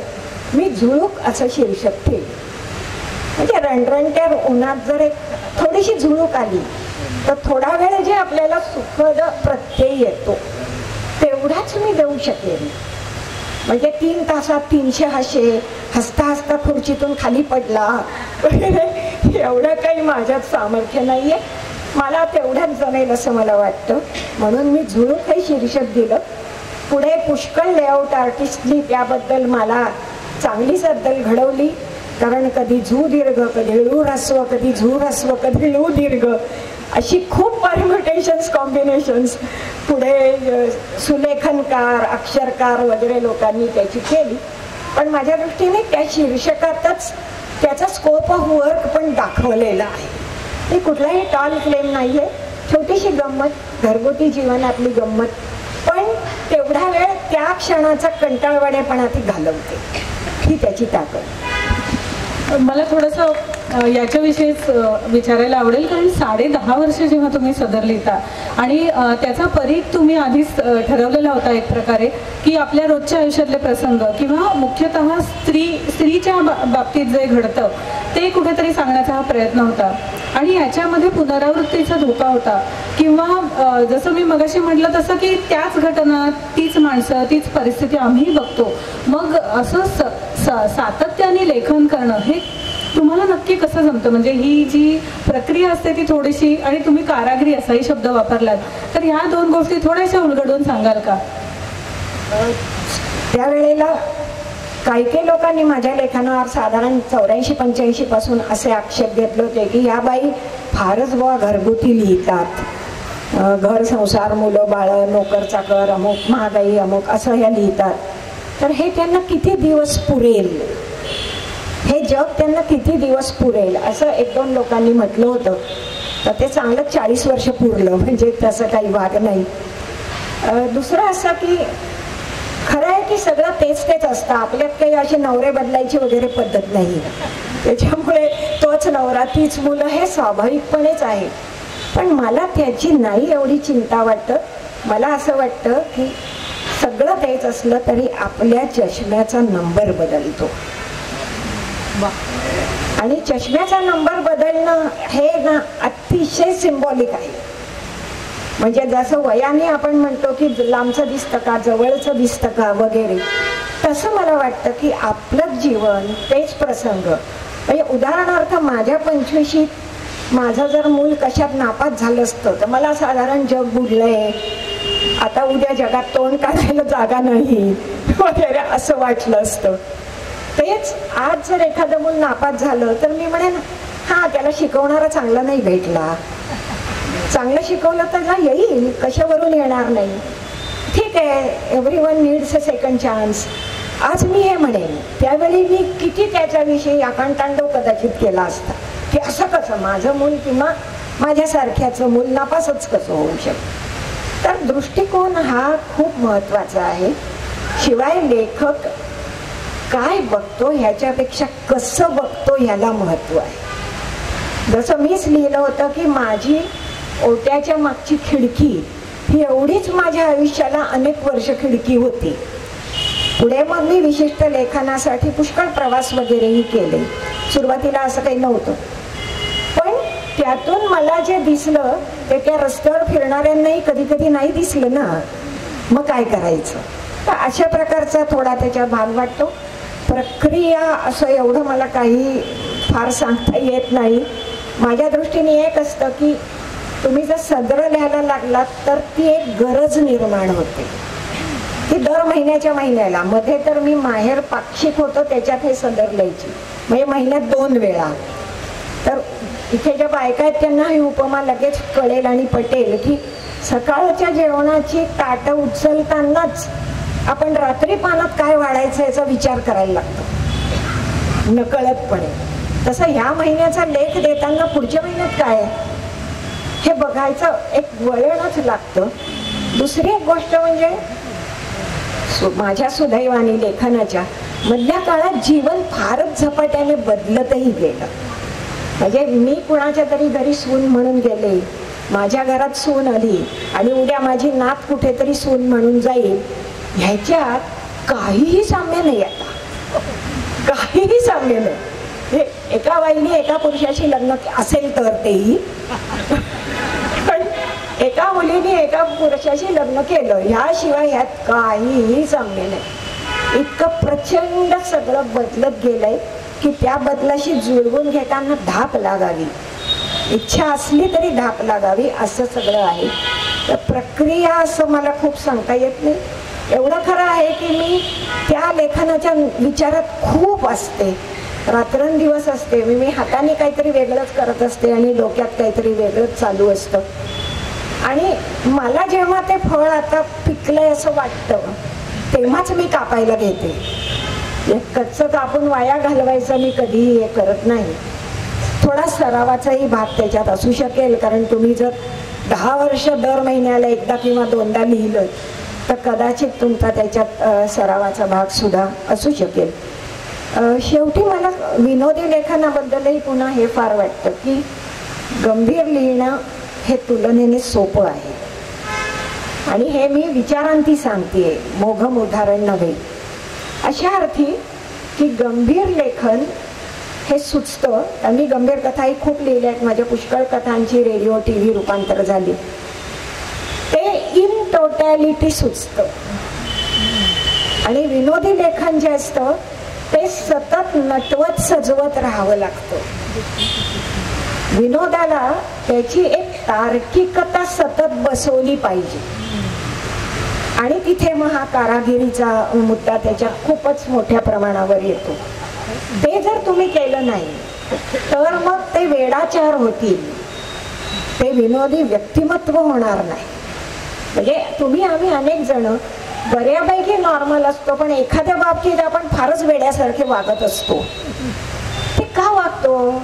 त्याचं आपल्या लहानपणात कारण असतं, आपल्या नातेसंबंधात कारण असतं, ते शोधावं लागतं. सर आता उदाहरणार्थ माझं एक अशी मधल्या काळामध्ये मुली सासरी जाताना रडेनाशा झाल्या. कारण त्यांची ओळख असायची आधीपासनं, त्यामुळे फार लांब जातच नसायच्या. गेल्या तरी त्या मोबाईलवर सतत आईच्या संपर्कात असायच्या. म्हणजे आमच्या वेळी जो असा धोधो अश्रुपात वगैरे तसं काही होईना शक्य. पण माझ्या एका मैत्रिणीची अतिशय इच्छा होती की मुलींनी सासरी जाताना आपल्या गळ्यात पडून रडावं. मला गॅरंटी होती ही मुलगी तर जन्मात रडणार नाही. आता ह्याची कथा करताना मला पुष्कळ गोष्टी कराव्या लागल्या की ती खूप वर्ष हॉस्टेलमध्ये राहिली आहे, म्हणजे तिला आईपासून दूर राहायची सवयच आहे, घर सोडून ती पहिल्यांदाच जात नाही. म्हणजे मला हे जिक्सॉचे तुकडे बसवत जावे लागतात ना त्याचे. त्या कथेच्या शेवटी ती आईच्या गळ्यात पडून रडते, पण तेव्हा खरं कारण वेगळं असतं की आईचे केस तिच्या नथेत अडकलेले असतात आणि नथेने नाक दुखत असतं, म्हणून ती रडायला लागते. तिला आईला सोडण्याचं काहीही फारसं वाटलेलं नसतं. किंवा अशा एका बापाची गोष्ट असते की त्याला सारखं असं वाटत असतं की आपली मुलगी काही जगात कुठेही गेली तरी आपल्या आठवणीने ती परत परत येणारच आहे. गावातच मुलीचं सासर आहे तर ती मुलगी कधीही संध्याकाळी आली की तू बायकोला आली ना तर ती परत असं विचारत असतो, कारण त्या मुलीला आपल्याशिवाय राहवणारच नाही अशा भ्रमात तो आहे. आणि पुढे अर्थात वेगळं होतं, कारण मुलींचं पुन्हा एक वेगळं जग जीवन सुरूच होतं. आणि मग त्याची बायको त्याला म्हणते की तिने रिटर्न तिकीट काढलंय पण ते त्या घरच आहे आता. ती रिटर्न तिकीट नावाची कथा आहे ती पुष्कळ त्या काळात पुष्कळ बाप लोकांची मला पत्र आली किंवा मला वाईट वाटतं माझी मुलगी जावयाचं कौतुक करते तेव्हा असं म्हणणारे बापांची वगैरे मला पत्र आली पुष्कळ. तर आता हे आधुनिक जीवनाचे प्रश्न झाले ना, पण बापाकडे मुलीचा किंवा मुलीकडे बापाचा जास्त ओढा असणं हे सनातन आहे. मला काय म्हणायचंय की सनातन मानवी प्रवृत्तींना आधुनिक संदर्भाशी जोडून त्याची सांगड घालून या प्रकारच्या कथा कराव्या लागतात. त्याला खूप वेळ लागतो, 6 महिने वर्ष सुद्धा लागतं. आणि मी जेवढं लिहिते त्यापेक्षा जास्त लोकांना मी नाही म्हणून त्यांची नाराजी पण ओढवून घेतलेली असते, कारण मला इतकंच जमणार आहे मला माहित आहे. तर उगाच तुम्ही आग्रह मी कशाला देऊ असं. किती छान सांगितलं मंगलाताई तुम्ही की सनातन गोष्टी असतात त्या चिरंतन असतात, नेहमी आपल्या अनुभवाला येत असतात, पण त्याला आधुनिकतेची जोड द्यावी लागते. आणि आत्ता ज्याचा त्यांनी उल्लेख केला की जेवढं आपल्याला आपल्या समोर येतं आपण जे वाचतो त्याच्या मागे किती मेहनत असते आणि स्वयंस्फूर्त असं काहीतरी सुचत असलं तरी त्याच्यावर खूप काम करावं लागतं. अनेकदा आपल्याला ह्या गोष्टी लक्षात येत नाहीत किंवा तो विनोद आपल्याला आनंद देत असतो, रिझवत असतो, त्यामुळे आपण त्याला फार सिरियसली घेत नाही की ह्याची प्रक्रिया किंवा हे सगळं घडताना खूप काही त्याच्या मागे असतं हे आपल्याला कधी कधी लक्षात येत नाही. विनोद आपल्या सगळ्यांना आवडतो, तो आनंद देतोच, पण ह्या पलीकडे जाऊन म्हणजे रिझवणं किंवा विरंगुळं देणं, जसं तुम्ही झुळूक ह्या शीर्षकाबद्दल सांगितलं तसं आपल्या नेहमीच्या धकाधकीच्या आयुष्यामध्ये अशी एखादी झुळूक आली तर प्रसन्न वाटतं. ह्या पलीकडे विनोदाचं किंवा विनोदी शैलीचं काय वैशिष्ट्य आहे किंवा काय बलस्थान आहे असं तुम्हाला वाटतं? माझ्या दृष्टीने 2 आहेत, एक भाषिक सौष्ठव आणि दुसरं निरीक्षण. ह्या 2 आधारस्तंभ आहेत विनोदाचं असं मला वाटतं. आणि त्याचा मराठीतला अल्टिमेट पु ल देशपांडे हेच आहे, ह्यांच्या खेरीज कोणीही नाही. म्हणजे पु ल प्रेम अनेकांचं अनेक कारणांनी असेल, पण माझा त्यांच्या भाषेवर फार जीव आहे. आणि जीवच मी आता चित्तरंजन रोडला मी आज टॅक्सीने पुण्याहून आले तर मला किती वेळा ते आठवलं की त्यांनी किती सुंदर लिहिलं होतं की आमच्या पार्ल्याचा चित्तरंजन रोड डोक्याशी डोंगराची उशी घेऊन समुद्राकडे पाय टाकून बरेच दिवस पहुडला होता, पुढे तो वृद्धापकाळाने वारला. असं वाक्य लिहिलंय. काय प्रतिभा आहे. रस्ता वृद्धापकाळाने वारला असं जो लेखक लिहू शकतो त्याच्यापुढे आम्ही नाही लोटांगण घालणार तर काय घालणार वगैरे. तर ते सोडा, तो एक वेगळा भाग आहे. नाही, मी खरं तर असं विचारलं होतं की विनोदी शैलीचं काय आणखीन बलस्थान काय? त्याच्यामुळे निरीक्षण हा त्याच्यात खूप भाग आहे. त्याच्यात काय करता येईल असं मला सांगता येत नाही, कारण माझा व्यक्तिशः त्याच्याकडे खूपच लहानपणापासून कल असावा. कारण कितीतरी वेळा आमच्या घरात असं झालेलं आहे की एखाद्या प्रसंगी अमुक तमुक काही घडलं, ते अमुक काय होतं ते हिला विचारा, ही बरोबर सांगेल. म्हणजे मी जवळजवळ रेडी रेकनर असल्यासारखी होती की अमुक ठिकाणाहून अमुक ठिकाणी गेलो पण डावीकडे वळलो, कोपऱ्यावर कसलं का दुकान होतं मी सांगू शकायची, इव्हन ॲज अ चाइल्ड. तर मला असं वाटतं की निरीक्षणाची काहीतरी नजर असेल बुवा. म्हणजे हे काही शिकवून आता निरीक्षण करा असं म्हणून काही करत नाही, होत असावं, मला ते जमत असावं. भाषेच्या बाबतीत 2 गोष्टी आहेत की खूप वाचल्यामुळे, मराठी खूप वाचल्यामुळे भाषिक संस्कार खूप आहे, आणि दुसरं त्याच्यावर मेहनत घेण्याची तयारी आहे. आता मला आता असं म्हणणं म्हणजे पांढऱ्या केसाचा पुरावाच झाला जवळजवळ, पण लोक अतिशय कॅज्युअली मराठी लिहितात अशी खंत वाटते. श्रीराम लागूंचं वाचिक अभिनय म्हणून पुस्तक आहे बघा, फार चांगलं आहे. त्याच्यात त्यांनी भाषेच्या वापराविषयी 2 शब्द वापरले. त्यांनी असं म्हटलंय की माझ्या तरुणपणी आम्ही धडपड केली की नाटकातले संवाद इन्फॉर्मल असावे, दुर्दैवाने ते कॅज्युअल झाले असं लागू सरांनी, डॉक्टरांनी म्हटलेलं आहे. हे खूप महत्वाचं आहे. आणि मला फार वाटतं की कॅज्युअलनेस अबाउट लँग्वेज हा विनोदाला चालणार नाही. उदाहरणार्थ माझे हे काय माझं सर्वोत्तम म्हणून मी असं काही सांगत नाही, पण माझा एक विनोद पुष्कळ लोकप्रिय आहे आणि तो लोक अजून काही काही लोक स्वतःचा म्हणून मलाही सांगतात तो ते ठीक आहे. तर मी एकदा कुठेतरी असं लिहिलं होतं की पाहुणी मैत्रीण आली आहे आणि मग ती विचारते की पुण्याला लक्ष्मी रोड कुठे वगैरे काहीतरी असं, आणि मी असं तिला उत्तर देते की अगं ज्या रस्त्यावर नुसतं फिरलं तरी खिशातली लक्ष्मी रोड होते त्याला आमच्या पुण्यात लक्ष्मी रोड म्हणतात. असं मी लिहिलं. खूप हे 88-90 वगैरे साली असे. तर आता ह्या वाक्यात हाच शब्दक्रम असला तरच हा परिणाम होणार आहे.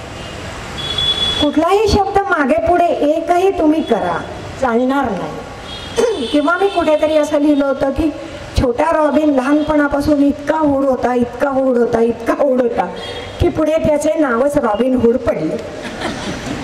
आता हे इतका हुड होता असं 3दा लिहिणं ह्याला महत्व आहे, कारण तुम्ही अपेक्षा उंचावता आणि मग त्या धाडकन पाडता. तर ही जी म्हणजे पुन्हा तो कारागिरीचाच प्रश्न आला. विनोदी लेखन हे माझ्या दृष्टीने गोळीबंद पाकासारखंच पाहिजे.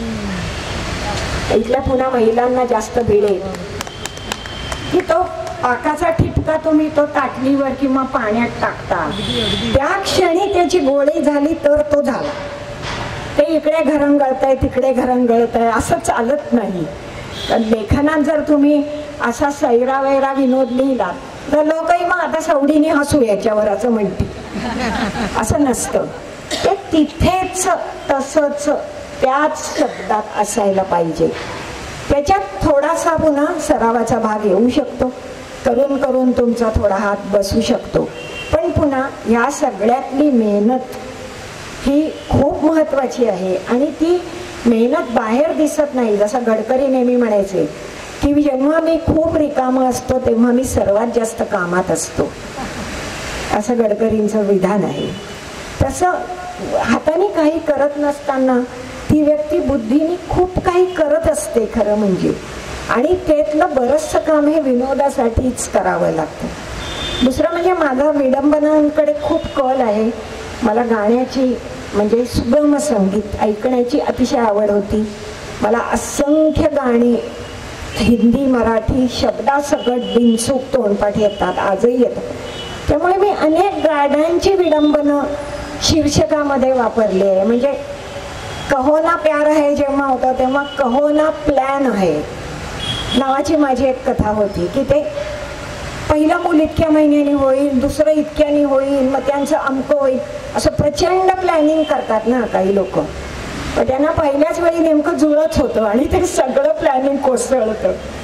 तर ते अशा कहो ना प्लॅन आहे ते त्यावेळी खूप हिट होतं. किंवा मी जिथे राहते तिथे समोर एका कुत्र्याचा ट्रेनर होता आणि तो त्या कुत्र्यांना शिकवायचा. ते इतकं हिलेरियस असायचं की ती कुत्री काही शिकायची नाही, त्यांचे मालकच शिकायचे. खूपदा ते सीट म्हटलं की मालकच बसायचा.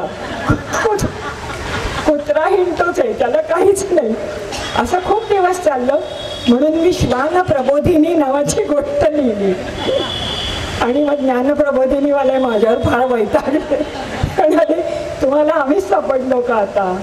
तर अशा खूप गोष्टी केल्या की होत जातात. काय सवय होते, गरज असते, काहीतरी वेगळं द्यावं असं वाटायला लागतं आणि मग त्यातनं काही काही मजा होत असतात. तुमचं एक पुस्तक आहे अशी घरं अशी माणसं, आणि ते अजिबात विनोदी बाजाचं नाही आहे, त्याचा विषयही वेगळा आहे. जेव्हा लोकांच्या अपेक्षा असतात तुमच्याकडनं की आता मंगलाताईंचं पुस्तक म्हणजे विनोदी असणार किंवा आपल्याला रिझवणार, त्यावेळेला जेव्हा असं वेगळं पुस्तक येतं म्हणजे त्यातले विषय हे महत्त्वाचे असतात, पण प्रेक्षकांच्या अपेक्षा वेगळ्या असतात.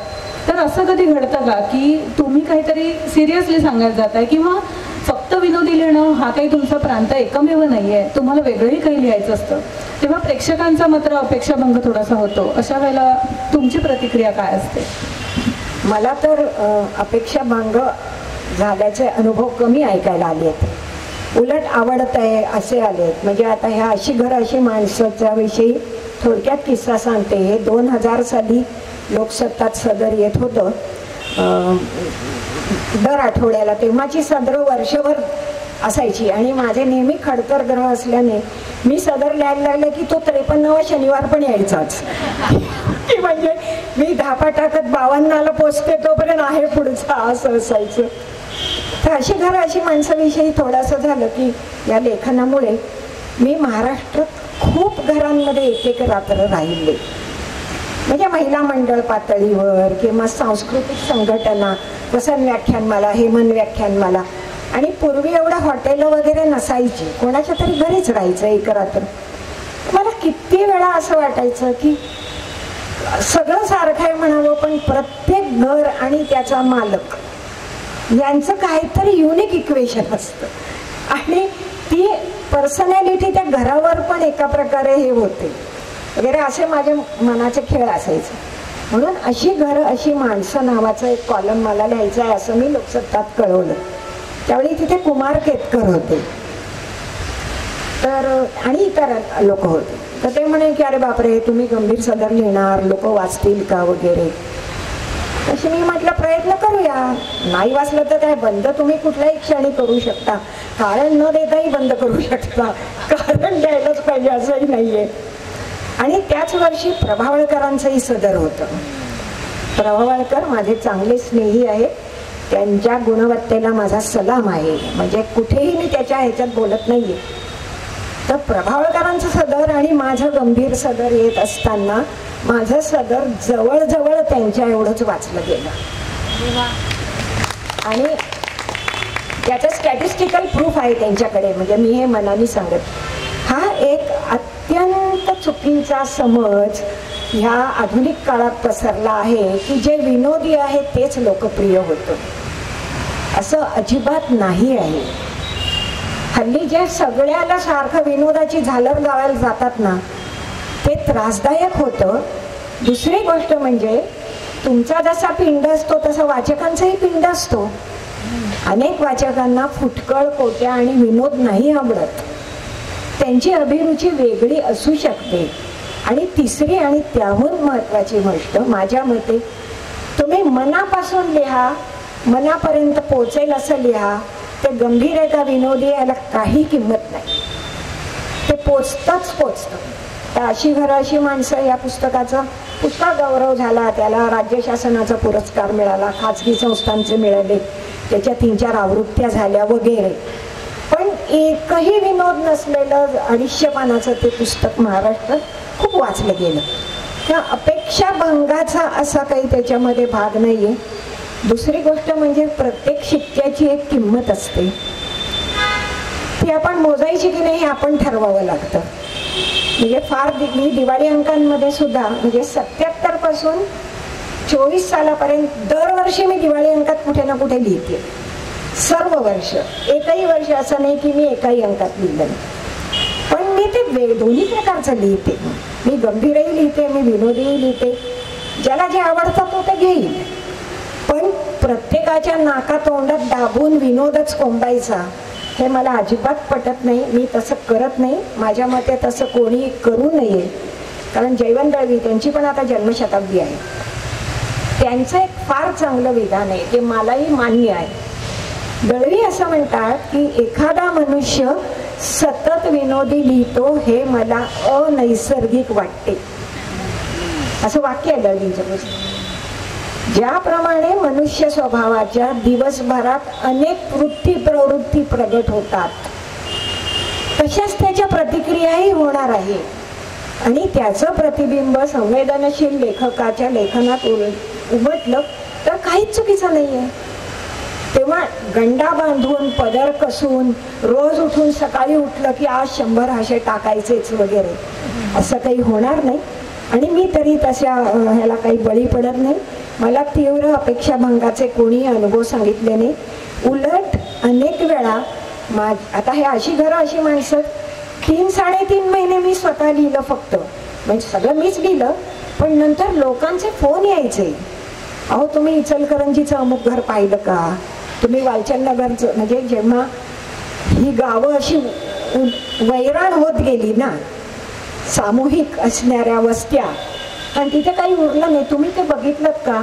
तिथे जाऊन बघा, तिथल्या घराविषयी तुम्ही लिहा, असं सांगणारी सुद्धा माणसं मला भेटायला लागली. तर लोक त्याला रिस्पॉन्ड करतात, लोक त्यांच्या बाजूनी भर घालतात. माझ्या अनेक गंभीर कथांचे विषय मला लोकांनी दिले, मग फुलवलं मी आहे, पण दिलेत लोकांनी. उदाहरणार्थ माझी एक कथा पुष्कळ त्या काळात गाजली. कोड असणाऱ्या म्हाताऱ्या माणसाची कथा आहे. कोड आहे त्याला, आणि त्याचं दुःख असं आहे की त्याच्या नातीचं लग्न ठरवायची वगैरे वेळ आली की त्याला सगळे घराबाहेर घालवून देतात की हा माणूस दिसायला नको. याच्या कोडामुळे नातीचं लग्न नाही झालं किंवा होणार नाही, लोक नाकारतील, अशा प्रकारचं त्याचं दुःख. तर ती सगळी कथा जी होती ती एका कुटुंबाने मला सांगितली. खरं म्हणजे तिचं कथारूप मी केलं. माहिती त्यांनी अतिशय आगतिकतेने, काय करू आम्ही आता, आम्ही आजोबांना म्हणू शकत नाही की नातीच्या लग्नात येऊ नका, नातीला आम्ही असं म्हणू शकत नाही की तू येणाऱ्या प्रत्येकाला आधी यांनाच दाखव, कारण अजूनही लोकांच्या मनात थोडं त्याच्याविषयी ताण आहेतच. आता हा किती विचित्र प्रश्न आहे. तो म्हातारा सारखा सांगतोय की 50-52व्या वर्षी मला काही आजार झाला आणि माझं शरीर पांढरं पडलं, मला जन्मतः कोड नव्हतं, असं तो सारखा सांगतोय. हा सगळा ताण मला त्यांनी काढला, मला नाही सुचला. यावरूनच मला पुढचा प्रश्न तुम्हाला असा विचारावा वाटतो की आत्ता तुम्ही ज्या कथेचा उल्लेख केलात, सध्याचा काळ त्या मनाने खूप बदललेला वाटतो. म्हणजे आता आधुनिक भाषेत सांगायचं तर बॉडी पॉझिटिव्हिटी, म्हणजे काळा गोरा जाडा किंवा कुठल्याही प्रकारचा आत्ता तुम्ही कोड उल्लेख केलात, तर अशा गोष्टी निदान आधुनिक पिढी तरी ह्याच्याकडे थोड्या मोठ्या नजरेने किंवा विशाल दृष्टिकोनातनं बघते. बॉडी पॉझिटिव्हिटी, इन्क्लुझिव्हिटी अशा गोष्टी आलेल्या आहेत. गेल्या 40 वर्षांच्या काळामध्ये तुम्हाला हा समाजातला बदल जाणवतो का? म्हणजे ह्याच्यात दुसरा प्रश्न माझा असाही आहे की तुम्ही जे स्त्री जीवन रेखाटलं, एक सुसंस्कृत मध्यमवयीन किंवा अशी स्त्री केंद्रस्थानी होती, पण कुठेतरी तिची होणारी घुसमट किंवा तिला न मिळणारं स्वातंत्र्य, तिच्या आशा अपेक्षांना न मिळणारी भरारी, अशा स्वरूपाचं काहीसं होतं. ह्या सगळ्यामध्ये बदल घडलाय असं तुम्हाला वाटतं का? थोडा संख्यात्मक बदल आहे, गुणात्मक किती आहे मला शंका आहे. मी जे बघते आहे, म्हणजे उदाहरणार्थ मला कितीतरी वेळा माझ्या तिशीत असं वाटायचं की मी प्रोफेशनल एज्युकेशन नाही घेतलं, माझं चुकलं, त्याच्यामुळे मला अनेक गोष्टींची दारं उघडत नाही आहेत. पण आज प्रोफेशनल एज्युकेशन घेतलेल्या मुलींनाही त्यात ते सर्वस्वी रमले आहेत असं मला दिसत नाही आहे. अनेकदा त्यांच्या गुणवत्तेच्या खालच्याच पदावर राहून ते निभवत आहेत. त्याच्याबरोबर घर संसार किंवा तत्सम काही करताना त्यांची धडपड होते, त्यांची घुसमट होते. एक मला फार जाणवतं, माहीत नाही हे बरोबर आहे की नाही, पण आता माणसं प्रचंड बोलतात. म्हणजे आपल्या नाराज्या, आपल्या दुःख ह्याचा अतिशय बोभाटा होतो आता, आणि तो सर्व पातळ्यांवर सारखाच होत असतो. मला कुठल्याही पिढीतल्या 75च्या माणसाला वा वा आता मी किती छान म्हातारा झालोय असं वाटलं असेल असं वाटत नाही. कोणालाही वाटलं नसेल. प्रत्येकाला आपलं शरीर परिपूर्ण असावं, आपण आपल्यात चांगल्यात चांगलं दिसावं असंच वाटलं असेल ना कुठल्याही काळात. आजच काय एवढं म्हाताऱ्यांचं अमुक आहे तमुक, सर्व काळात होत होतं, होत असणार आहे. कशी अपेक्षा आपण करणार? कारण सर्व माणसं समान पातळीवर जगतायत हा युटोपिया आहे, हा होणार नाही. माणसांच्या श्रेणी या अपरिहार्यच आहे. त्या शारीरिक शक्तीच्या श्रेणी सुद्धा त्याच्यात येतात एका प्रकारे, की आज माझ्या 20च्या नातवंडा 25च्या नातवंडाच्या एवढं माझं शरीर चपळ नाही आहे. नुसतं पुण्याहून इथे येऊन पण मी आज थकले आहे. शक्य आहे, पण मला हे करूनही दुसरं काहीतरी मिळतंय असं वाटतंय का नाही, का मला काहीच मिळत नाही असं वाटतंय, हा प्रश्न आहे. त्याच्यामुळे व्यक्तिगत सुखदुःखांचा अतिशय जास्त बोभाटा करणे, अन्यायाची कल्पना अतोनात तीव्र. म्हणजे 5-6 वर्षाच्या मुलाला हे चॉकलेट खाऊ नको म्हटलं की अन्याय होतो आता. एवढा काही तो अन्याय नसतो. हे न्याय अन्यायाच्या कल्पना खूप तपासून पाहायला पाहिजेत असं मला वाटतं. आणि सर्व स्वातंत्र्य मला हवं आहे, पण मग दुसऱ्याच्या स्वातंत्र्याचं काय, आणि ॲट हुज कॉस्ट माझं स्वातंत्र्य आहे, हा मला फार महत्त्वाचा प्रश्न वाटतो बायकांच्या जीवनात सुद्धा. अनेक तरुण मुली, सुना, मला मुलगी, सून आहे, नाती आहेत, सगळं आहे, म्हणजे असं काही नाही की मी एका बाजूनी बोलते. पण तुला स्वातंत्र्य हवं आहे, तर ते दुसऱ्याने का अडकून घ्यावं, किंवा काय किमतीला त्यांनी ते घ्यावं, किंवा किती काळ त्यांनी ते घ्यावं. तुझ्या स्वातंत्र्याची किंमत कोणी कोणी काय काय मोजायची असं तुला वाटतंय, असे अनेक प्रश्न येतात. त्यामुळे एकूणच अतिरेकी व्यक्तिवादाचे जे जे गोष्टी आहेत की मी अंतिम महत्वाचं आहे या जगात, माझं सुखदुःख हे अंतिम महत्वाचं आहे, भले समोरच्याचं काही होईल, असं जर विचारसरणी असेल तर आपल्याला पुष्कळ सावध व्हावं लागेल असं मला वाटतं. ज्ञान विशाल आहे, लोकांची माहिती अफाट आहे, त्याच्यामुळे वैविध्य, वैचित्र्य हे जीवनामध्ये खूप जास्त आहे, तेवढी खोली आहे असं दिसत नाही, आणि त्याची धडपडही दिसत नाही. मला दुर्दैवाने असं कुठे कोणी एखाद्या माणसाने एक विषय घेतला ना, ते आम्हाला आमचे पालक असं सांगायचे की तू जर एखादा विषय घेतलास तर लक्षात ठेव, तुझ्यानंतर 10 वर्ष कोणाला त्याच्यात काही लिहिता नाही आलं पाहिजे, म्हणजे इतका तू त्याचा पुरेसा मागोवा घेतला पाहिजे. आता असं काहीच नाही आहे, फेसबुकवर 8-10 ओळी टाकल्या, 200-400 लोकांनी वा वा छान छान म्हटलं की झालं. म्हणजे वा म्हणत नाही, ते कसे दुष्ट प्रवृत्तीचे आहेत असं आपोआपच त्यातनं निघायला लागतं. हा खोलीचा मागोवा घेणं याच्याविषयी जरा मला चिंता वाटते. दुसरी गोष्ट मला फार वाटतं की उदाहरणादाखल सांगते की सुनीताबाई त्या पुस्तकाच्या वेळी त्या मला म्हणाल्या होत्या, आम्हाला म्हणाल्या होत्या असं म्हणून की मी विचार करायचे की भाई कितीही चांगला गायला तरी तो बाबूजी होईल का, तर नाही. भाईने कितीही चांगली पेटी वाजवली तरी तो वालावलकर होईल का, तर नाही. पण भाई जसं लिहितो तसं कुणालाच लिहिता येणार नाही. त्याच्यामुळे त्यांनी असं वाक्य बोललं असेल की एखादा झाड चांगलं वाढायला हवं असेल तर निरुपयोगी फांद्या बऱ्या दिसल्या तरी निष्ठुरपणे छाटल्या पाहिजेत. आणि आताच्या लोकांना ह्याचं तारतम्य कदाचित कमी आहे. मी हेही करेन, मी तेही करेन, मग इतपत मला बुद्धी आहे त्यामुळे ते मी बरंच करणार आहे, पण मी एक असं करून ठेवीन की ते कुणालाच येणार नाही. असं का असू नये, प्रत्येकाला नाही पण थोड्यांना का असू नये असा मला तरी प्रश्न पडतो. असं सांगायला गेलं तर तात्काळच म्हातारा म्हणून त्याच्यावर फुली पडते, त्यामुळे खाजगीत सांगायची हिंमत नाही, जाहीर एकदा बोलून टाकावं. मंगलाताई, आता तुम्ही सुनीताबाई आणि पुलंचा उल्लेख केलात, त्यांच्यावर तुम्ही खूप लेखन केलं आहे आणि अवघ्या महाराष्ट्राचं लाडकं व्यक्तिमत्व असं आपण ज्यांना म्हणतो, पार्लेकरांना तर त्यांच्यावर विशेष हक्क वाटतो की फुलं म्हटलं की पार्लं आलंच की आमचेच आहेत, म्हणजे आमचे खास आहेत, सगळ्यांचे असले तरी आमचे विशेष आहेत असं एक वाटतं. त्यांच्याविषयी तुम्ही खूप लिहिलं आहे, म्हणजे त्यांचं लेखन, त्यांचं जीवन कार्य. सुनीताबाईंविषयीचं तुमचं पुस्तकही फार सुंदर आहे. तर ह्या दोन म्हणजे ह्याच्यात खूप अभ्यास, खूप तपशील तुम्ही तपासले असणार, खूप वेळा त्यांच्या भेटीगाठी घेतल्या असणार, निदान अमृतसिद्धीच्या वेळेला तरी, कारण नंतरचं पुस्तक जे पुलंचं आहे ते त्यांच्या पश्चातच लिहिलं आहे, सुनीताबाईंचं सुद्धा. तर ह्या सगळ्या आठवणी कशा होत्या? हा एका स्वतंत्रच भाषणाचा विषय आहे म्हणून मी ते सगळं आता बोलत नाही. माझ्या दृष्टीने पुलंचा कालखंड आणि पुलंचं कर्तृत्व हा महाराष्ट्राचा एक महत्त्वाचा सांस्कृतिक इतिहास आहे.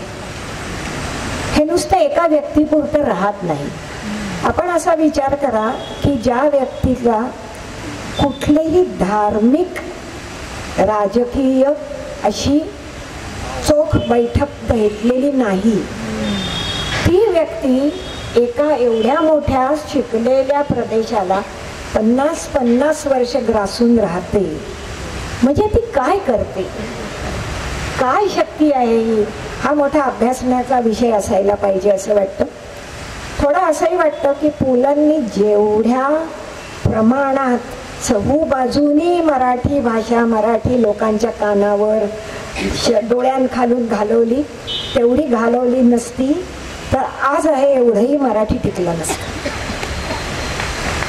याच्या आधीच 25-50 वर्ष ही आजची अवस्था झाली असती. त्याच्यामुळे एक लेखक एक कलावंत एका भाषेला लीज देतो हे अतिशय अपूर्व असं काम आहे असं मला वाटतं.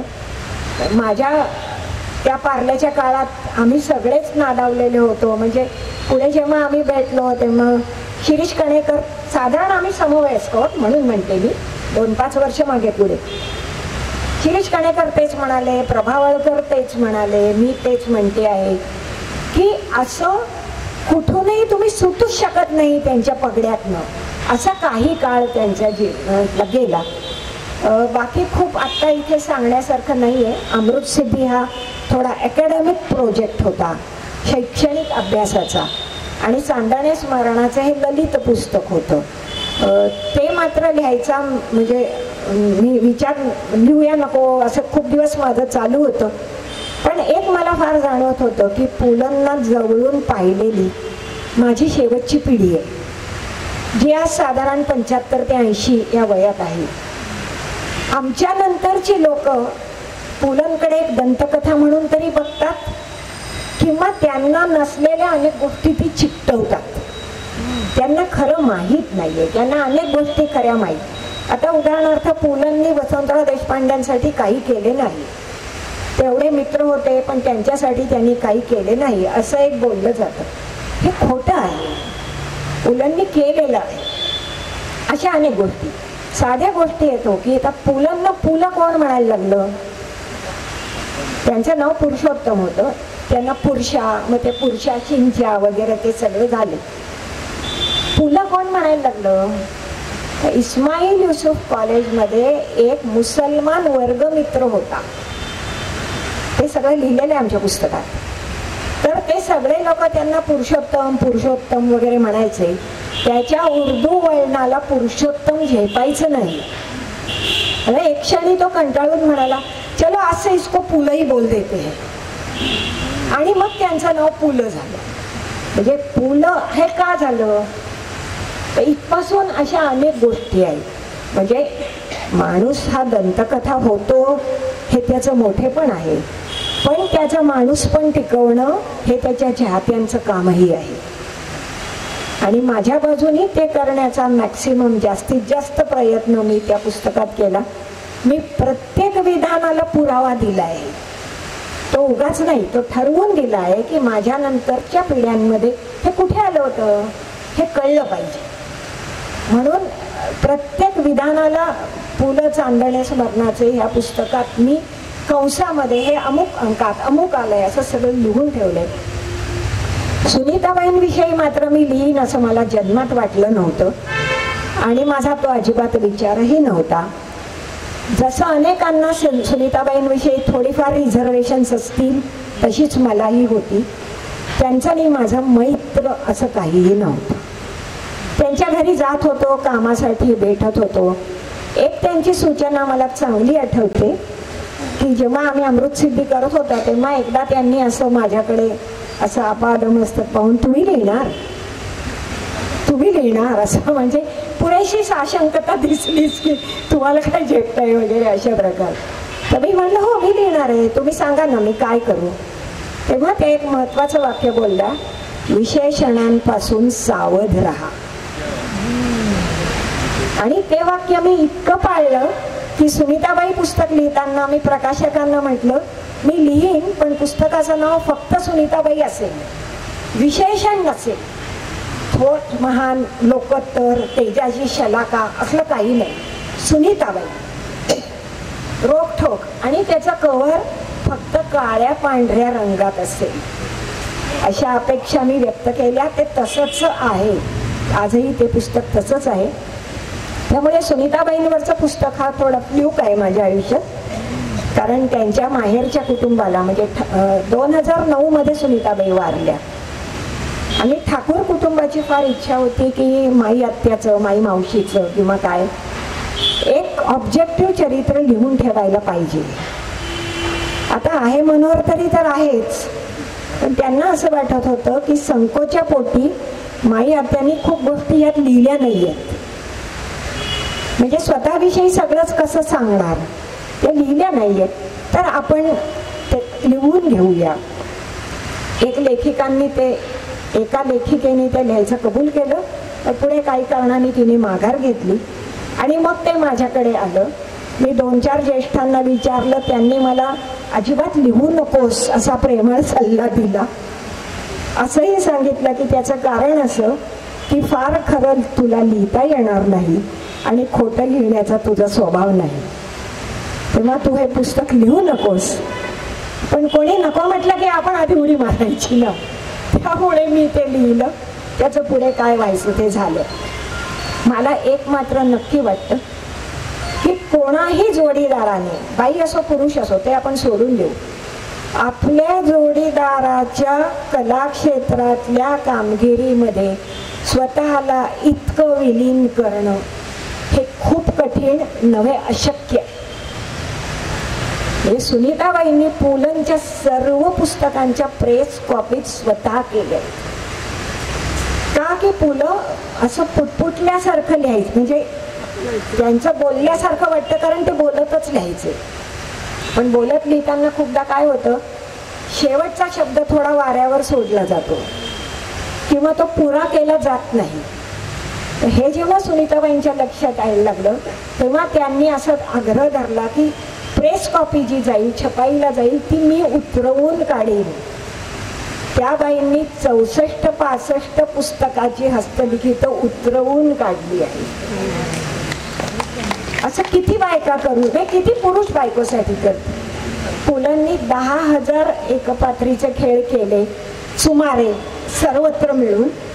प्रत्येक खेळाची 2री घंटा झाल्यावर 3री घंटा होईपर्यंतच्या काळात सुनीताबाई अनवाणी पायांनी अख्खं स्टेज चालत हळूहळू पावलं टाकत. का की कुठे काही खिळा चूक काच पडली असेल तर त्याच्या पायाला लागेल आणि त्याचं कॉन्सन्ट्रेशन ब्रेक होईल. तसं होऊ नये म्हणून त्या स्वतःही काळजी घेत. आणि मग मग पुलं विचारत, Sunita should we start now, आणि त्या अंगठा करायच्या आणि 3री घंटा जायची. हे असं आयुष्यभर दुसऱ्यासाठी करणं खूप कठीण आहे. महाराष्ट्राला पुलं मिळण्यात सुनीता देशपांडे या बाईचा फार मोठा वाटा आहे, यात मला शंका नाही. म्हणून मी ते पुस्तक लिहायचं कबूल केलं किंवा केलं. आणि पुन्हा आपण जर लिहिलं नाही तर कदाचित एवढ्या अभ्यासाने पुढचे लिहितील की नाही माहीत नाही. मग ते जर्नलिस्टिक लेवलला म्हणजे किस्से गप्पा अशा पातळीला जातं, तसं आपल्याला जाऊ द्यायचं नाहीये. We owe this much to this man, अशा एका भक्तीने म्हटलं तरी चालेल. मी ती 2 पुस्तकं लिहिली.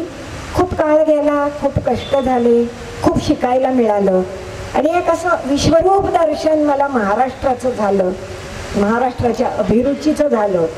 तर मला फार वाटतं की ते लिहिलं नसतं तर मी आजची नसते. वाईट असते असं काही नाही, पण आजची मी जी प्रत्येक गोष्ट पुन्हा पुन्हा बघून ठरवते, फेस व्हॅल्यूला काहीच घेता येत नाही आता, ते मला तिथून मिळालं असं वाटतं. खूपच मोठी गोष्ट सांगितलीत आज तुम्ही मंगलाताई. कारण पुलं, चांदणं स्मरणाचं आणि सुनीताबाई ही जी 2 पुस्तकं आहेत ती इतकी छान आहेत. म्हणजे जेव्हा आपण वाचतो तेव्हा त्याचं स्वरूप लक्षात येतच की 200-300 पानाच्या पुस्तकामध्ये आपल्याला पुन्हा एकदा पुलंचं साहित्य वाचता येतं, तो आनंद घेता येतो. पण आज जे मंगलाताईंनी सांगितलंय ते मला वाटतं जास्ती महत्त्वाचं आहे की एक जोडीदार आपल्या जोडीदारासाठी काय आणि कसं करू शकतो ह्या दृष्टिकोनातनं आता सुनीताबाई हे पुस्तक मला वाटतं मी नव्याने वाचेन. तुम्ही सगळ्यांनी अवश्य वाचा असं मी तुम्हाला सांगेन. याच निमित्ताने सांगते की राजहंस प्रकाशननी मंगलाताई गोडबोलेंची काही पुस्तकं तिकडे विक्रीसाठी उपलब्ध केलेली आहेत. सो ज्यांना घ्यायची असतील त्यांनी त्याचा अवश्य लाभ घ्यावा. मंगलाताई, तुम्ही आत्तापर्यंत जे लेखन करत आलात कशात जास्ती रमलात? म्हणजे आता तुम्ही सांगितलं तसं विनोदी लेखिका हा शिक्का काही फार तुमचा प्रिय आहे स्वतःला असं नाही, पण मग काय असं लेखन आहे की जे तुम्हाला स्वतःला लिहायला खूप आवडतं किंवा त्यांनी तुम्हाला खूप आनंद दिला? मला गंभीर कथा लिहायला खूप आवडतात. त्या महिनोन-महिने वर्षानुवर्ष सुद्धा काही वेळा माझ्या मनात असतात. मनात आल्यावर प्रत्यक्ष लिहीपर्यंत वर्षानुवर्ष त्याच्यात जातात आणि एक असा अंतस्वर त्या पात्रांचा सुरू असतो. म्हणजे पुण्याला मी राहते, तिथे जवळ एक सार्वजनिक उद्यान आहे. तिथे कधी कधी नातीला सोडायला वगैरे मी जायचे. आता ती नात खूप मोठी झाली, पण तेव्हा तर तिथे एक अतिशय दबलेली दिसणारी बाई आपल्या मुलाला घेऊन त्या बागेत यायची आणि ती मुलाला झोपाळ्यावर न बसवतच स्वतः बसायची आणि जोरात झोपा घ्यायची. तेवढा काही वेळ ती भयंकर खुश असायची आणि मग काही वेळाने तिचा नवरा यायचा आणि तो आला की ती अगदी अशी चिडीत चुप्प.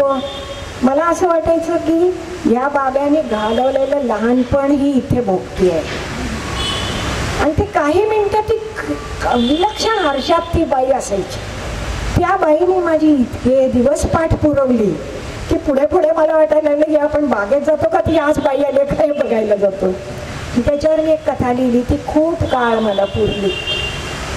माझी स्वतःची एक मैत्रीण, खरं म्हणजे खूप हुशार गुणवान अशी, पण परदेशात, त्या जुन्या काळात परदेशात गेली वगैरे आणि कशाने माहीत नाही पण आयुष्यात फारशी काही यशस्वी झाली नाही.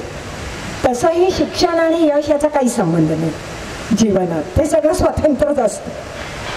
तर ती माझ्याकडे जेव्हा जेव्हा भारतात यायची मला भेटायची, पुढे पुढे ती आली की मला अपराधी वाटायला लागायचं की समजा माझं काहीतरी पुस्तक आलं आहे, माझं काहीतरी, आणि ह्या सगळ्यावर हिचा हक्क आहे खरं तर, पण तिच्या वाटायला ते आलं नाही. पण एका वेळी मला काय वाटलं माहीत नाही, ती आली असताना मी तिला खूप माझं एक काल्पनिक दुःख सांगितलं. त्यावेळी ती एवढी खुश झाली काही वेळ आणि ती एवढी रिलॅक्स झाली त्या आमच्या व्हिजिटमध्ये. मला असं वाटलं की अरे बापरे, आपली जवळची मैत्रीण, तिचंही माझ्यावर फार प्रेम, माझंही, आता ती हयातही नाही आहे, पण अशा किती गोष्टी असतात ना माणसांच्या इक्वेशन्स. मैत्री आहे, प्रेम आहे, मत्सर उघडपणे नाही, पण अंतस्वर कुठेतरी त्याचा आहेच की आपल्या वाट्याला का नाही हे आलं. मला असं फार वाटतं की माणसांची जी आयुष्यात नाना प्रकारची चुकामुक होत असते ना, यशाशी, पैशाशी, नावाशी, त्याचा विचार करावा तेवढा कमी आहे, त्याची इक्वेशन्स सोडवावी तेवढी कमी आहेत. तर ती लिहायला मला खूप जास्त आवडतं. अभ्यासपर पुस्तकं लिहायला मला ह्यासाठी आवडतात की ती वेगळ्याच जगाचं दार मला उघडून देतात. उदाहरणार्थ आता आपण मुंबई पुणे प्रवास करतो आणि मॉलवरती बचत गटांनी विकलेले चटणे मसाले घेतो. ह्याखेरीज आपल्याला काहीही माहिती नसतं बचत गटाचं, कसं चालतं हे जग. म्हणजे निरक्षर बायका वर्षाला काही लाखांची उलाढाल कशी करतात, शिकायला पाहिजे, समजून घ्यायला पाहिजे. तर असं करत राहिलं की आवडतं. ह्यातनं एक फायदा असा होतो की सारखं वेगवेगळ्या चेहऱ्याचं जग मला दिसतं, एकच एक दिसत नाही, आणि मग त्यात विचार करावा, वाचावा, तेवढं मला खूप आवडतं.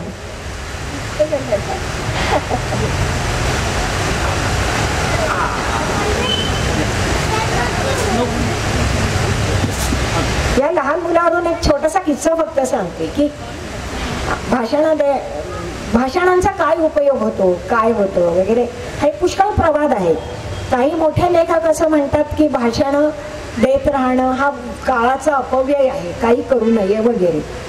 माझं मिरज विद्यार्थी संघात एकदा भाषण होतं, 4-5 वर्षच झाली. तिथे एक असा छोटा मुलगा समोर असा पुतळ्यासारखा बसून होता, ह्याच्याहून थोडा मोठा होता, 10-1 वर्षाचा. त्याच्याकडे बघून शेवटी मला टेन्शन यायला लागलं की हा मुलगा असा पुतळ्यासारखा बसला आहे वगैरे, माणसं ये जा करतायत, काय सामाजिक विषयावर काहीतरी भाषण होतं. तर शेवटी जेव्हा तसा कार्यक्रम संपला तेव्हा मी त्याला जवळ बोलावलं, म्हटलं काय रे तू काय करतोस. तर त्याची आई आली.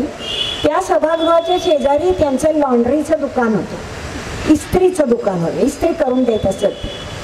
तर ती आई ओरडत आली त्याची की केव्हाची सांगते 4 गाठोडी पोचवायची आहे, तर हा इथे येऊन बसलाय.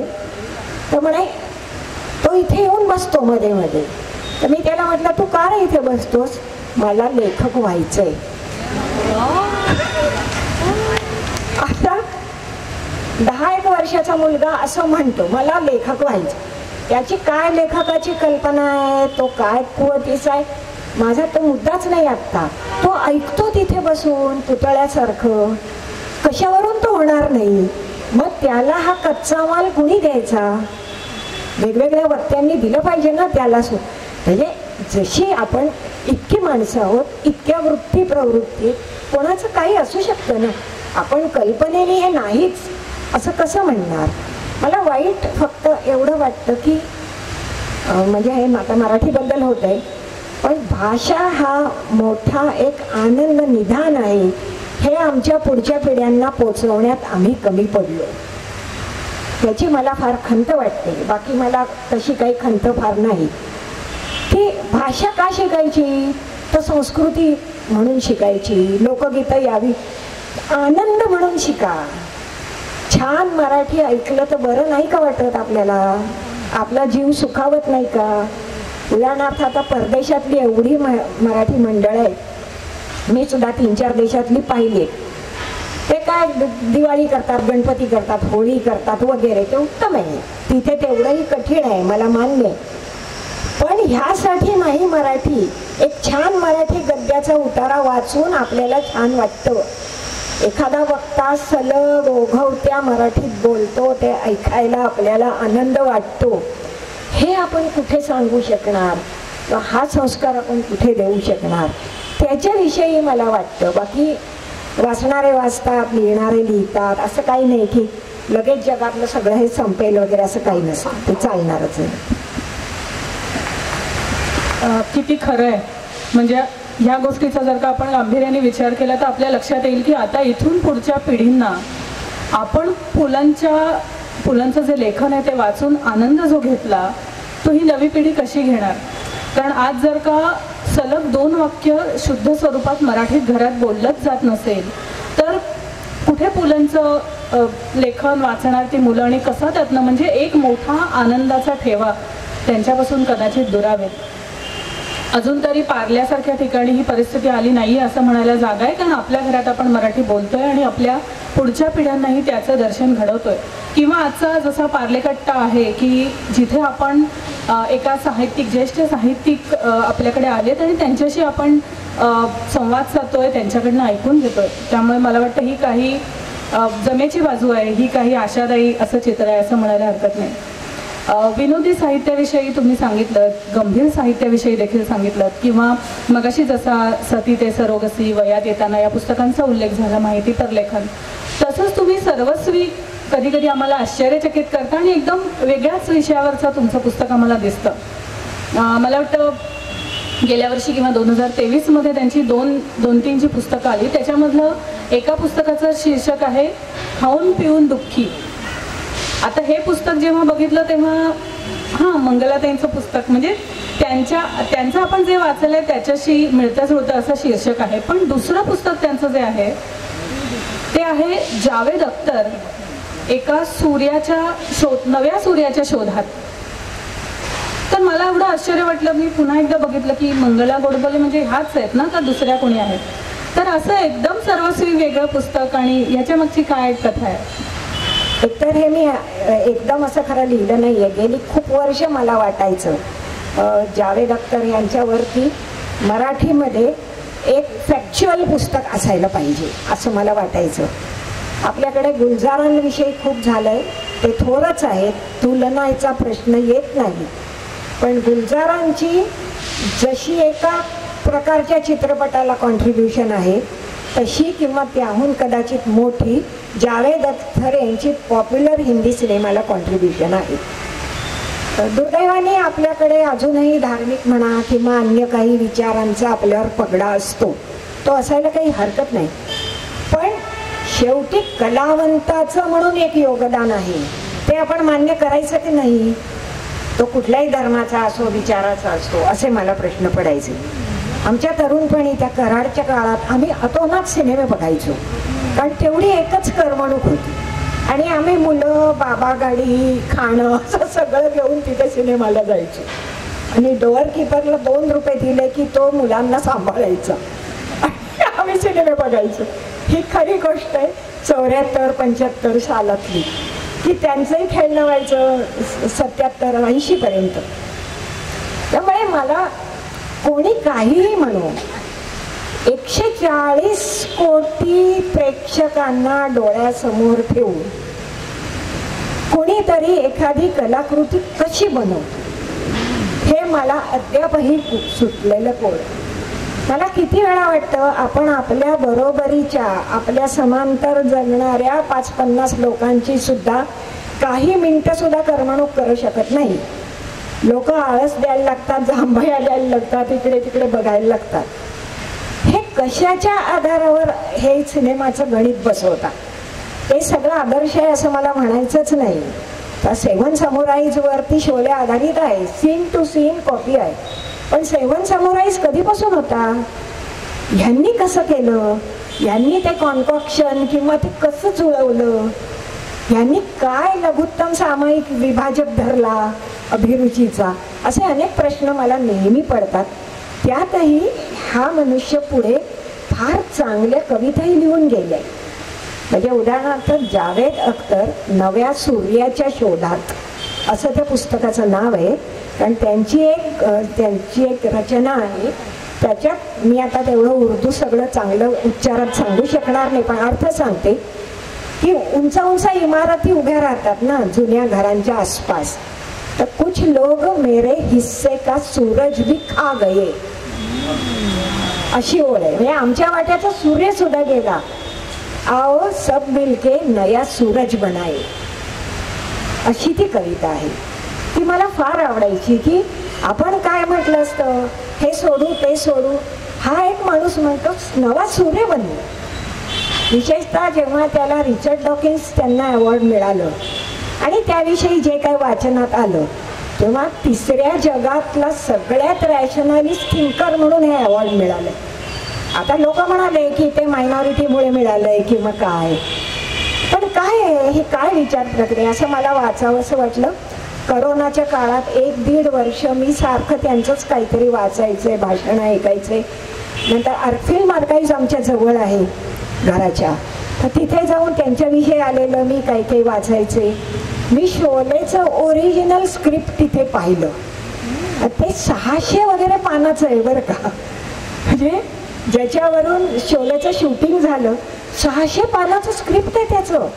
आणि ते इतकं असं की तो कोळसा, त्या पहिला सीन ज्यांना आठवत असेल, ट्रेन जाते आहे आणि कोळसा टाकतोय त्याच्यात, तो कोळसा टाकतो, कोळशाचं एक धग उडते, हा मान मागे करतो, असं ते लिहिलेलं आहे सगळं. म्हणजे जणू काही त्यांनी, सलीम जावेद दोघांनी तो सिनेमा मिनिट टू मिनिट बघितलाय मनाली. त्यांच्या मनाच्या पडद्यावर तो झाला. ठीक आहे, त्यांनी काय वावदूकपणा केला, काही चुकीची मतं सांगितली, अनेक व्यक्तिगत जीवनाबद्दल त्यांच्या काही आक्षेप आहेत, असूच शकतात. पण कलावंताचं काय करायचं? आपल्याला ते बाजूला सारून निदान कलावंत म्हणून ह्यांना समजूनही घ्यावं असं वाटू नये का? मान्य करा असं नाही, समजून घ्या असं मला वाटलं. म्हणून मी ते 1-1.5 वर्ष बरंच मेहनत करून मी ते लिहिलं. ते कोणीच छापायला तयार नव्हतं, कारण माझ्या नावाने ते पुस्तक कसं कोण छापेल असं लोकांना वाटलं. पण पुढे नेहमीप्रमाणेच राजहंसनी त्याची बाजू घेतली आणि ते पुस्तक त्यांनी प्रसिद्ध केलं. दुर्दैवाने त्यांनी काहीच ह्याच्यात भाग घेतला नाही. म्हणजे 1-5 मिनिटाची भेटही त्यांनी दिली नाही, कारण आपल्या मराठी लोकांच्या विषयी त्यांची काही मतं फारशी बरी नसावी. पण आपल्याला काय करायचंय? मी एक चाहता असूच शकते त्यांचा. त्यांनी जर त्यांच्याच वयाच्या एखाद्या व्यक्तीने एवढा अभ्यास केल्याबद्दल दखल घेतली असती तर त्यांचीच उंची वाढली असती. नाही, त्यांना नव्हतं, त्यांची इच्छा आहे. पण ते पुस्तक मी लिहिलं आणि मला त्याच्यातनं खूप गोष्टी शिकायला मिळाल्या, ग्रामीण जीवनाबद्दल मिळाल्या. आता आपल्याला वाटतं काय 100, 120, 140 कोटीचा भारत, पण एका भारतात किती भारत आहेत? पॉप्युलर हिंदी सिनेमांनी एक कसं पॅरलल कल्चर निर्माण केलंय. जे तुमच्या माझ्या कल्चरच्या पेक्षा खूप वेगळं आहे, त्याला कसं केटर करतात, अशा खूप गोष्टी मला शिकायला बघायला मिळाल्या.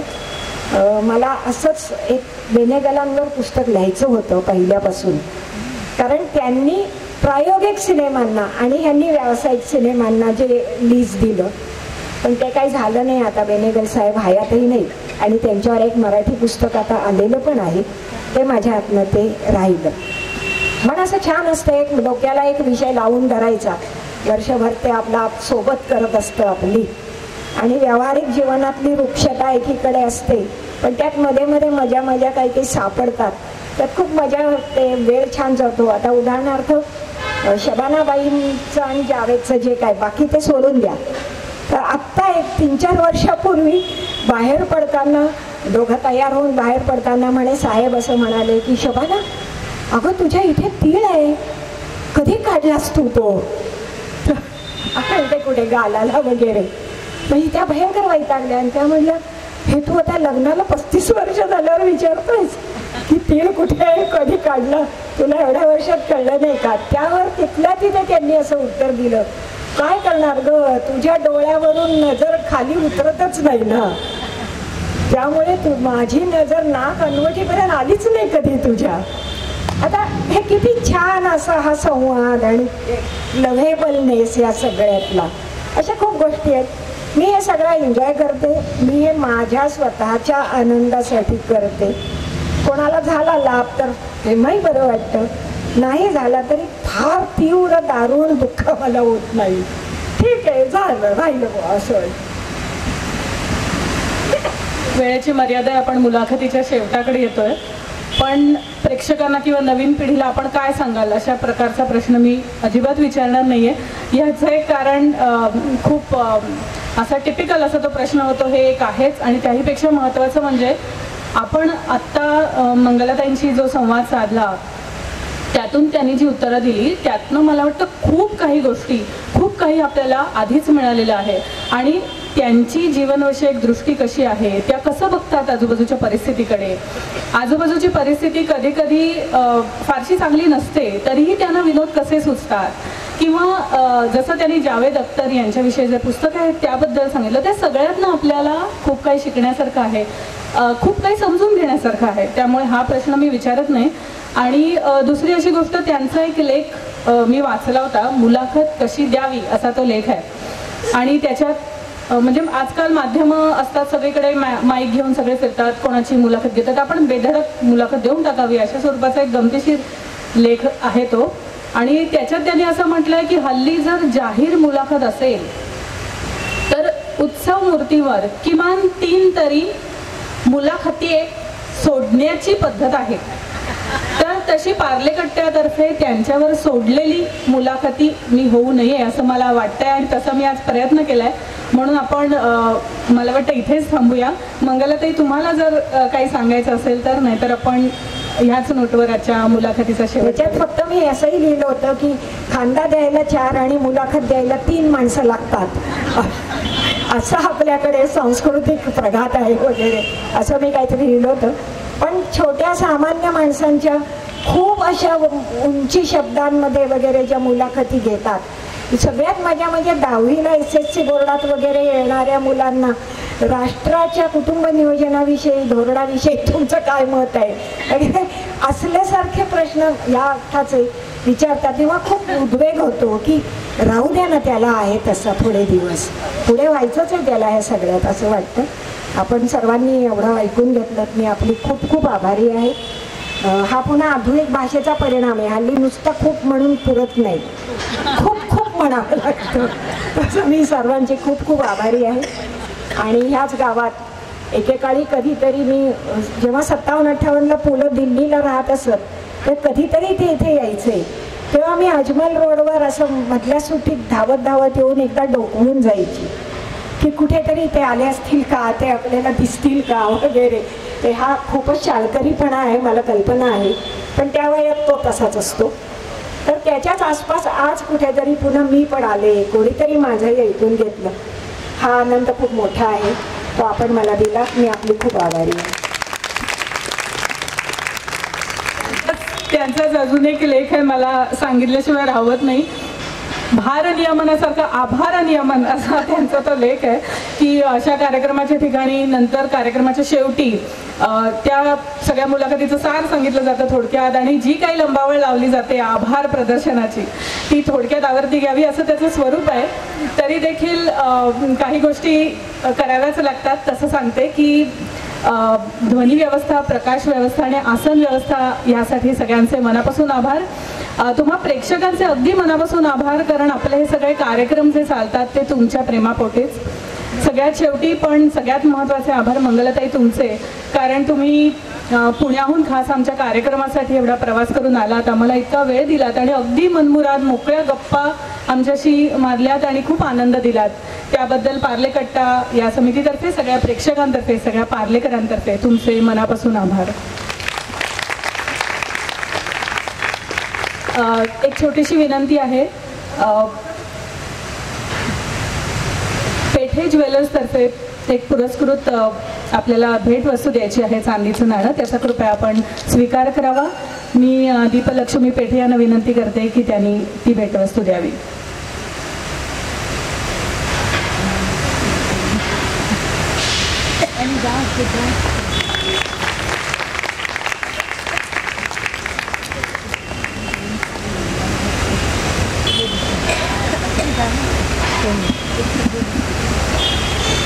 गोडबोलीन